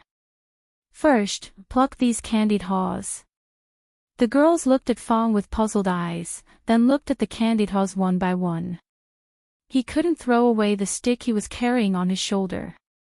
By the time these girls took all the candied haws off the tree, Fong's mission had been completed. Before he left, he heard one of the girls muttering, "Isn't this just a red fruit? What's so rare about it?" As for what happened after that, Fong was not in the mood to listen. He just wanted to go back to the stockade village and start making the next batch of candied haws, at this time, in the backyard of an extremely luxurious mansion in Enchanting Prefecture City. Who would have thought that a mere red fruit could be made so delicious? A young girl licked her lips, as if she hadn't had enough. Her action was extremely seductive. "You actually doubted me just now." The young girl named Yenji glanced at her and said, "Hee, it's all my fault." "Thank you, Sister Yenji." The young girl shook her arm in a fawning manner and said with a smile, "It's strange. These are just ordinary red fruits. How can there be such a big difference in the taste?" A young girl said doubtfully, "It should be because of the layer of icing on the outside. This candied haw shouldn't be difficult to make. We can try it in the future." The young girl named Yenji thought for a moment and said. Although she didn't ask for the method of making it, it wasn't hard to guess. After all, other than the red fruit, there was only a layer of sweetness on the outside of the candied haws. It seemed like the icing had melted and then wrapped around it. "Yenji, what are you doing here?" A gentle voice suddenly came from behind them. The young girls turned their heads and saw a beautiful woman walking over with the support of 2 servant girls. The woman had a beautiful face. Although the crow's feet at the corner of her eyes betrayed her age, her charm didn't diminish. It was just that her face was a little haggard and thin. Her face was also abnormally pale. "Princess," seeing this woman, the young girls stood up in a panic. They were also a little nervous. They were the servants of the prince's mansion. If they were to gather here, it would be easy to think that they were slacking off. "Princess, why did you come out? The wind is strong outside. You should go back quickly." The young girl named Yenji had a worried expression on her face. She hurriedly walked over and supported the woman as she spoke. The beautiful woman shook her head and said, "It's fine. It's so stuffy to stay in the room. It's good to come out for a walk." After speaking, her eyes inadvertently glanced behind the young girls. On the stone table, there was a string of red and crystal clear things. She walked over and asked curiously, "What is this?" The young girl closest to her quickly wiped the corner of her mouth and said respectfully, "Princess, this is called candied haws." Candied haws. The woman asked again, "What is this thing used for?" "Princess, this is a snack that Yenji bought on the street." The young girl named Yenji came forward and said. The woman nodded and picked up a stick of candied haws. After looking at it, she said, "It's crystal clear and looks good." She then took a bite. The sweet and sour taste made her mouth water. She then said, "It's delicious." Seeing the woman finish the stick of candied haws, all the young girls couldn't help but widen their eyes. Especially the young girl named Yenji, a look of surprise appeared on her pretty face. As the personal maid of the princess, she certainly knew that the princess had been feeling unwell these days. She could hardly eat anything. Occasionally, she would eat something, but she would quickly spit it out. As a result, she had lost a lot of weight. Many doctors had been invited, but they were all useless. Even the specially invited imperial doctors were helpless. After so many days, this was the first time she had seen the princess eat so happily. "Why do I feel even hungrier after eating all this?" After eating the candied haws in her hand, the woman had a look of confusion on her face. She said, "Yenji, tell the kitchen to make some food and send it to the room later." "Yes, princess, I'll go right away." The young girl's face was even more surprised. After responding, she immediately trotted away. A moment later, in the study of the manor, the middle-aged man who was reading in the room suddenly stood up when he heard the servant's report. With a face full of joy, he said, "What did you say? Princess can eat now?" The young girl nodded and said, "Yes, the princess took the initiative to ask the kitchen to make food. Sister Yenji said that the princess ate a lot tonight. Quick, take me to see the princess." The middle-aged man laughed and strode out of the room after his beloved wife's stubborn illness was cured. At the same time, Fong also strode into Li Yi's house. Clatter. Piling up a large pile of copper coins on the table in front of him, Fong laughed and said, "Young master, all the candied haws have been sold." Previously, he only earned 100 copper coins a month. Today, in just a short time, it was equivalent to his monthly income. Fong was extremely happy. "Now we don't have to worry about whether Zhuzi can get a wife or not, do we?" This result was within Li Yi's expectation, so he said with a smile. Lao Fong laughed heartily and said with lofty sentiments, "Don't worry.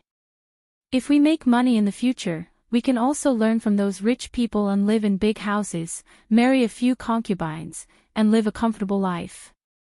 The big houses that he saw today had obviously completely stimulated Fong, and even his life goals had been raised a lot.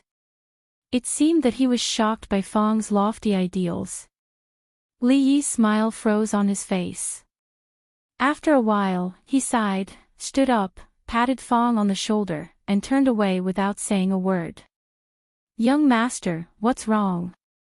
Li Yi's actions puzzled the man with the surname Fong. Just as he was about to ask, he seemed to have sensed something. He turned his head abruptly and saw a familiar face appear behind him. However, at this time, this familiar face was extremely gloomy. Who else could it be but his wife? "Fool, what did you just say?" In just a moment, the broom in Li Yi's house was in Madame Fong's hand. What a sin! Li Yi stood in the courtyard and heard the screams coming from the room. He sighed deeply.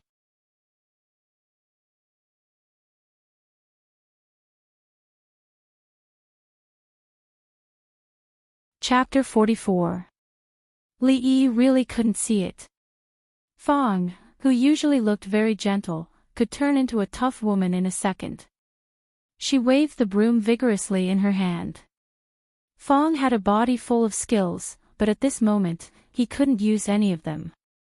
He could only cover his head and flee like a rat. Li Yi, who was standing in the courtyard, happened to catch a glimpse of Madame Fong's ferocious scene inside the house, and he couldn't help but sigh in his heart. If you're not from the same family, you're from the same family. Old Fong's family probably all have Super Saiyan genes and can complete a gorgeous transformation in an instant. Half an hour later, Li Yi waved a palm leaf fan in his hand and leisurely sat under a tree at the entrance to enjoy the cool breeze. Opposite him, the bruised and swollen face of the burly man surnamed Fong looked at him with a bitter expression. "Son-in-law, you are not kind." Fong held back for a long time before saying this. Obviously, he was still brooding over the fact that Li Yi didn't remind him just now. "Don't look at me like that. I didn't say anything. You asked for it." Being stared at by this guy with big eyes, Li Yi always felt like he was being stared at by a dog. He hurriedly waved his hand and said. It was obviously Fong who had a cheap mouth. This kind of thing couldn't be blamed on him. Fong opened his mouth and found that he was speechless. He carefully thought about what Li Yi said and suddenly felt that what he said was very reasonable. It was him who said to live in a big house, and it was him who said to marry a concubine. Fortunately, he didn't say that he would divorce his mother-in-law at that time. Otherwise, how could he still stand here and talk to the son-in-law now?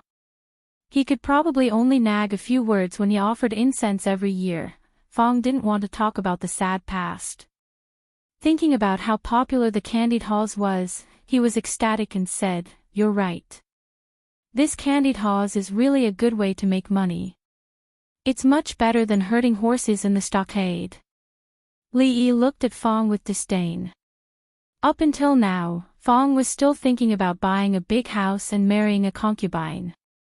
Perhaps even in his next life, he would not be able to realize this dream. "Son-in-law, what should we do next?" Previously, Li Yi had said that today was just a small experiment. Fong couldn't wait to ask. Even good wine was afraid of a deep alley. If he wanted to sell candied haws in this world, it was obviously not enough for Fong to carry a stick and sell them on the street alone. Li Yi needed more manpower. Go and ask everyone who else is willing to participate in this matter. We need more people. Li Yi thought about it and said. Li Yi originally wanted to let people who were close to Lu's sister Rui participate. For them, this was definitely beneficial and not harmful. It was enough to change their lives. Although they wouldn't become rich overnight, they wouldn't have to worry about food and clothing. However, he didn't want to force others. This matter still needed to be decided by them. Do you still need to ask? Only a fool wouldn't do something to make money. Fong rolled his eyes, patted his chest and said, "Don't worry, son-in-law. Leave this matter to me." In his opinion, those who didn't want to make money were fools. It was difficult to even fill their stomachs while guarding the small piece of land at home, not to mention marrying a concubine and living in a big house. Good things should not flow to outsiders. Of course, Fong went to find his brothers who were familiar with him. In this era, it was undoubtedly very difficult for farmers who had been working in the fields all their lives to accept a new thing. In their eyes, only land and food were tangible and tangible things. However, since it was the son-in-law who asked, almost everyone agreed without any hesitation. After all, he was the man who gave their whole family a full meal. This kind of kindness was not to say that they would go through water and tread on fire, but when Li Yi needed them, they would definitely stand up.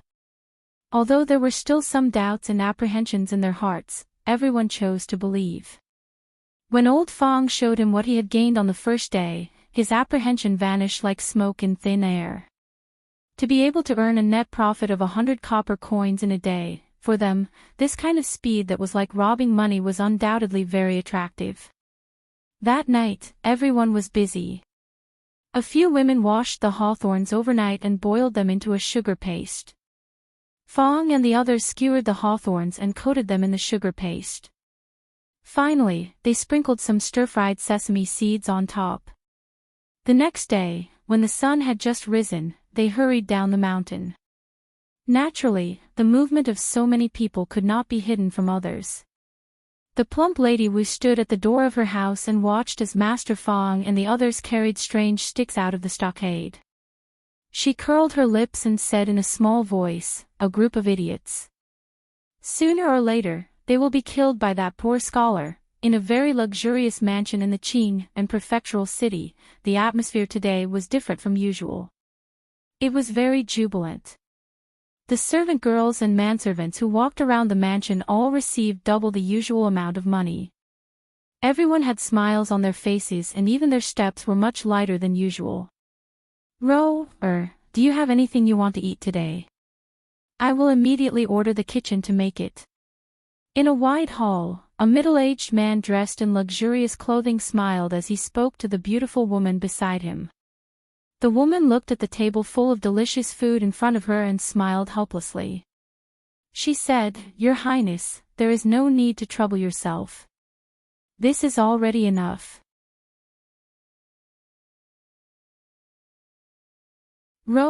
Has lost a lot of weight these days. I will send someone to deliver some tonics.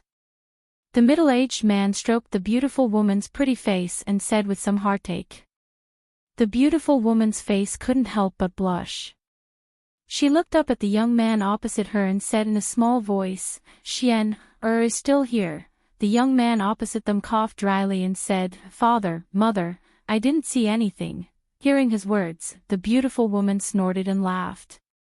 Then, as if remembering something, she said, "I don't really want to eat the other dishes, but I do miss the taste of the candied hawthorns from yesterday." The middle-aged man glared at the young man who was engrossed in eating. "What are you spacing out for? Didn't you hear what your mother said? Hurry up and buy the candied hawthorns." "Yes, father." It was quite awkward to sit here and watch his father and mother show off their affection. Hearing this, the young man immediately stood up and said, "I will go ask Yenji where she bought the candied hawthorns." "Wait." The middle-aged man thought for a moment and said, "Since your mother likes to eat it, why don't we directly invite that person to the mansion and arrange for him to be in the kitchen? That way, she can eat it at any time." "I understand." The young man responded and then walked out of the hall. His mother's depression had improved and he was also very happy. From afar, he saw the girl called Yenji walking over and immediately waved at her.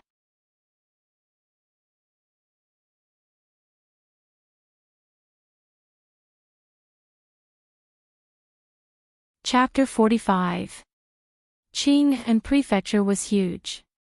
If they wanted to spread the candied haws as quickly as possible, they would need a lot of manpower. Fong alone was far from enough.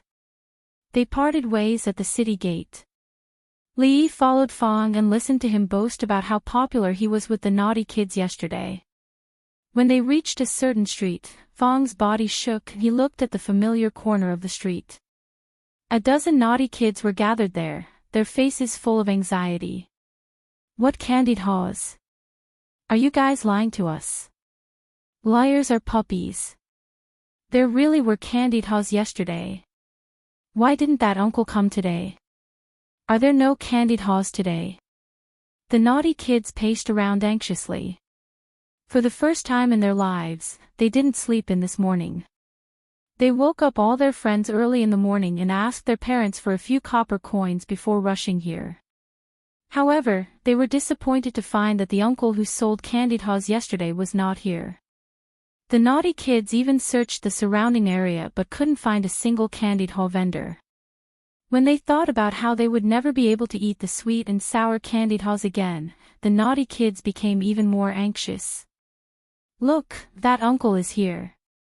Someone shouted first. The naughty kids turned their heads and saw a familiar figure standing on the street. The next moment, they saw the candied haws that they had been yearning for day and night. Whoosh! The scene from the day before replayed itself.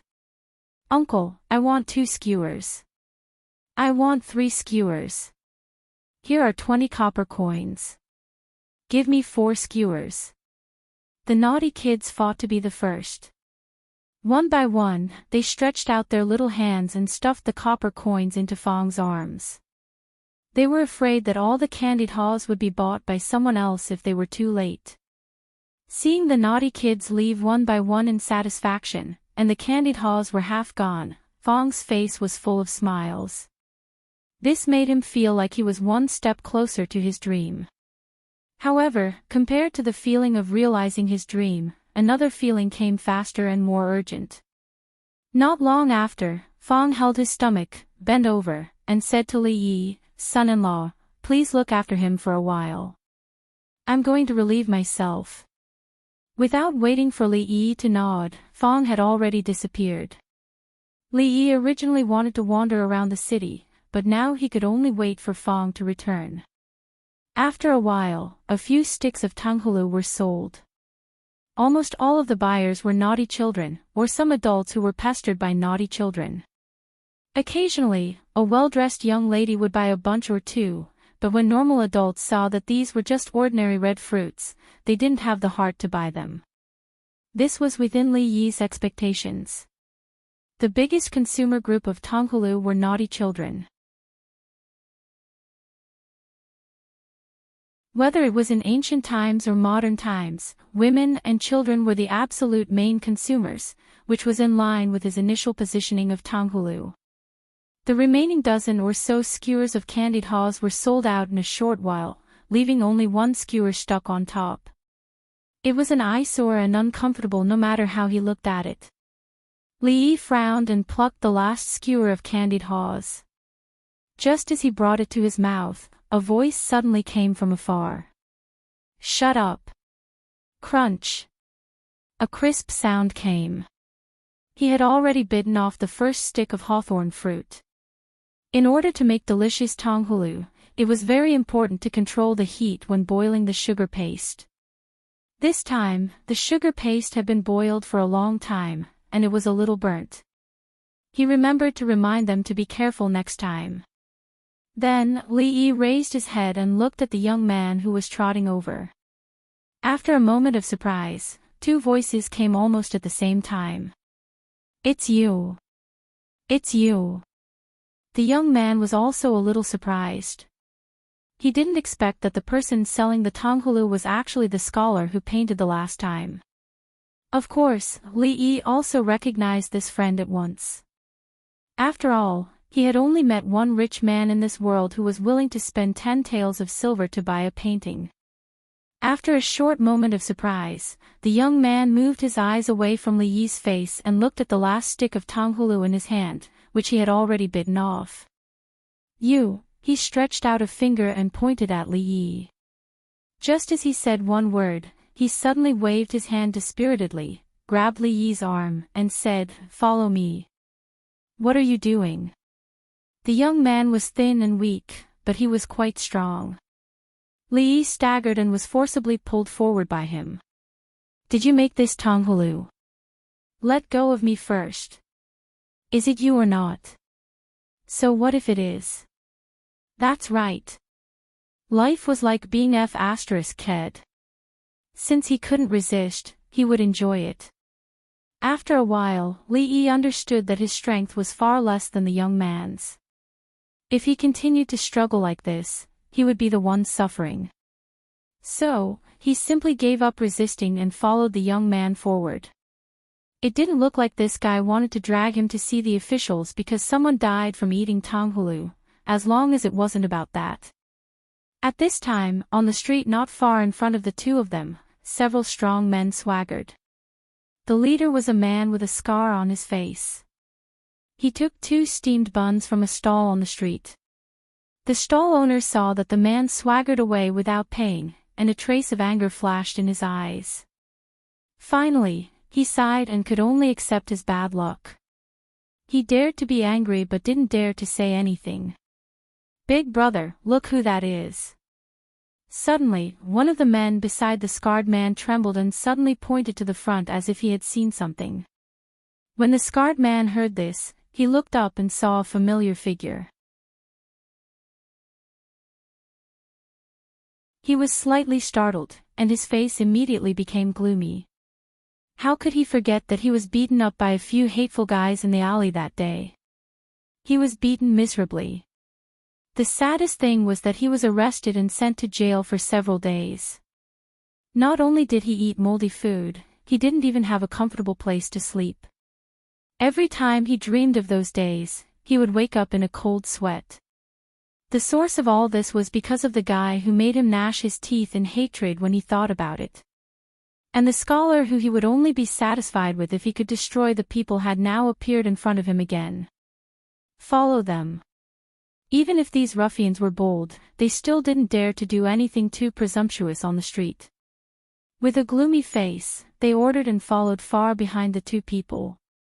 Until now, Li Yi still didn't know where the young man was hurriedly dragging him and what they were going to do. Just as he was about to ask again, there was suddenly a burst of chaotic footsteps behind them.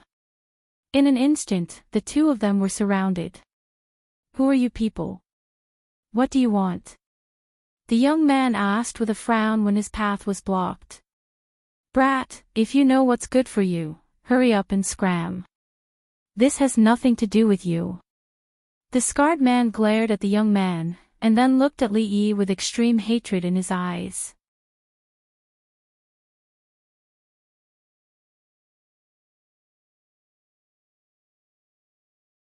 Chapter 46. When he saw the scar-faced man again, Li Yi knew that things were going to be bad. Just by looking at the hateful expression on his face and his fiery eyes, it was obvious that this guy was a very vengeful person. Last time, he had Fong and the others by his side to protect him. This time, it was just the two of them. Moreover, the young man beside him did not seem to have much combat power. It was likely that he would be defeated this time. The two of them had already passed through the most bustling street. At this time, there were only a few passers-by on both sides of the road. These people had clearly planned to surround them here. Scram! Although the young man did not recognize the scar-faced man in front of him, it was obvious that the other party was up to no good. His face darkened as he spoke coldly. It was obvious that the enemy was strong while he was weak, but this young man was still so unyielding. This caused Li Yi to involuntarily look at him a few more times. He was not afraid in the face of danger and did not bow down to evil forces. He had some of the demeanor that Li Yi had in the past. What did you say? The scar-faced man's expression froze. He looked at Li Yi and the young man in front of him with a gloomy expression. Can't you see that I have so many people on my side? You actually dare to speak to me like this? Thinking of the scholar's reaction last time, the scar-faced man looked at the two of them again. Could they be blood brothers? Brat, I originally wanted to let you go today. Now, don't even think about leaving. The scar-faced man stared at the young man with an unfriendly gaze and said fiercely. Without those abnormal fellows from last time, the scar-faced man did not feel any pressure in his heart. I'll give you 3 breaths of time to finish them off. At this time, the young man opened his mouth with a gloomy expression. It was as if he was speaking to the surrounding air. The scar-faced man and the other men were stunned when they heard this. It was obvious that they were surprised by the young man's actions. However, in the next moment, they could not help but burst into laughter. Brat, could it be that you've lost your mind? One of the men had just spoken halfway when a passerby who walked past him suddenly exploded and punched out. The man's body was immediately sent flying. There was no time for the scar-faced man and the others to react. A man who was squatting down at a roadside stall and picking up goods used one hand to support himself. With a sweep of his leg, another few men fell. Clang! It was the sound of a long sword being unsheathed. Suddenly, a flash of saber light flashed in front of the scar-faced man's eyes. A peddler who was carrying a load and walking by suddenly turned around, pulled out a long saber from his waist, and put it on the scar-faced man's neck. Everything happened so suddenly. Not only did the scar-faced man and the others not expect it, but even Li Yi was stunned. What the hell was going on? Let's go. At this moment, the young man grabbed Li Yi's arm again and walked straight past them, as if nothing had happened. The scarred man stood there in a daze, cold sweat dripping down from his forehead. Steamed bun was once again held at knife point. At this moment, he felt as if his entire outlook on life was collapsing. That person looked at him without any emotion, as if he was looking at a dead person. Just from the look in his eyes, the scar-faced man knew that he really dared to kill him. Until now, he still didn't understand why these passers-by were so skilled, and why they would listen to that young man. In the distance, there was suddenly a flurry of footsteps. A few bailiffs dressed in black jogged over. The moment he saw those bailiffs, the scar-faced man was so moved that tears almost flowed out. Although he didn't know how many times he had been taught a lesson by these bailiffs, at this moment, seeing their figures, the scar-faced man felt as if he had seen his family. Family! Come and save us! What are you doing? Put down your sabers. In Anqing Prefectural City, there were actually people who dared to use sabers to hurt people on the streets. The leading bailiffs roared, pulled out the saber at his waist, and pointed it at the people in the distance. The expression of the man holding the saber didn't change. He felt around his waist, and casually threw a token over.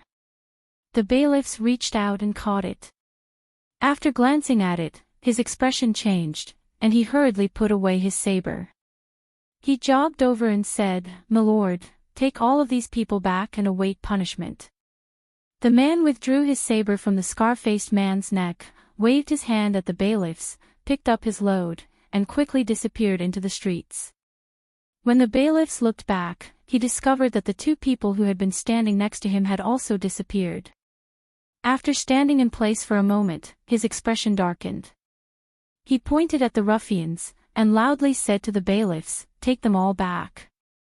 With great difficulty, he found the restroom to relieve himself.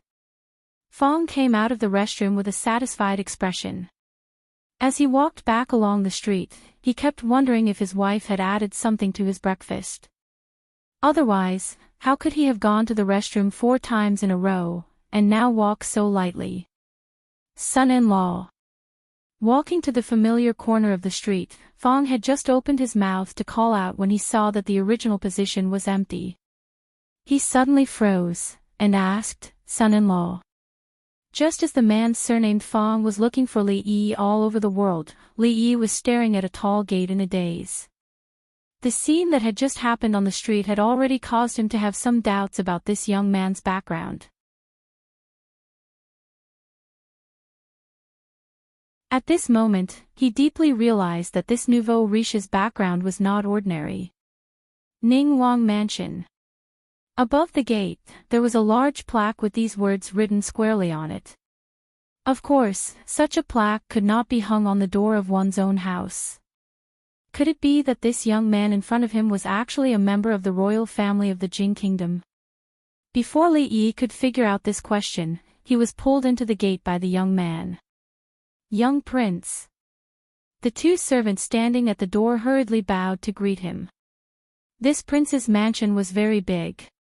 Being pulled by the young man, Li Yi didn't know how many twists and turns they had gone through, and finally stopped in front of a gatehouse. The young man pushed the door open, and when the few people in the room looked up, they immediately stopped what they were doing, and bowed together, saying, "Young prince. Quick, make some candied fruits immediately." The young man waved his hand at them and said in a hurried tone. Hearing this, Li Yi was stunned for a moment. After all this time, this guy had hurriedly brought him here just to make candied fruits for him. This was the first time that Li Yi had seen such a willful nouveau riche. Looking around, looking at the furnishings here, it should be a kitchen or something like that. On the table beside him, there were some hawthorns and white sugar. It seemed that they had tried making candied fruits by themselves. However, although the method of making candied fruits was simple, the ratio of sugar to water, the temperature, and the time of boiling would affect the taste of the candied fruits. Without countless predecessors, hundreds and thousands of years of exploration and experimentation, it was really not an easy thing to make delicious candied fruits. You're tuning in to the LoveLore Library YouTube channel. We're so grateful for your support, and don't forget to subscribe to join us on this incredible journey through captivating stories. Your generosity through donations truly makes a world of difference, as it's the primary source of revenue that allows me to expand and enhance this channel for you. Thank you from the bottom of my heart for being a part of this adventure.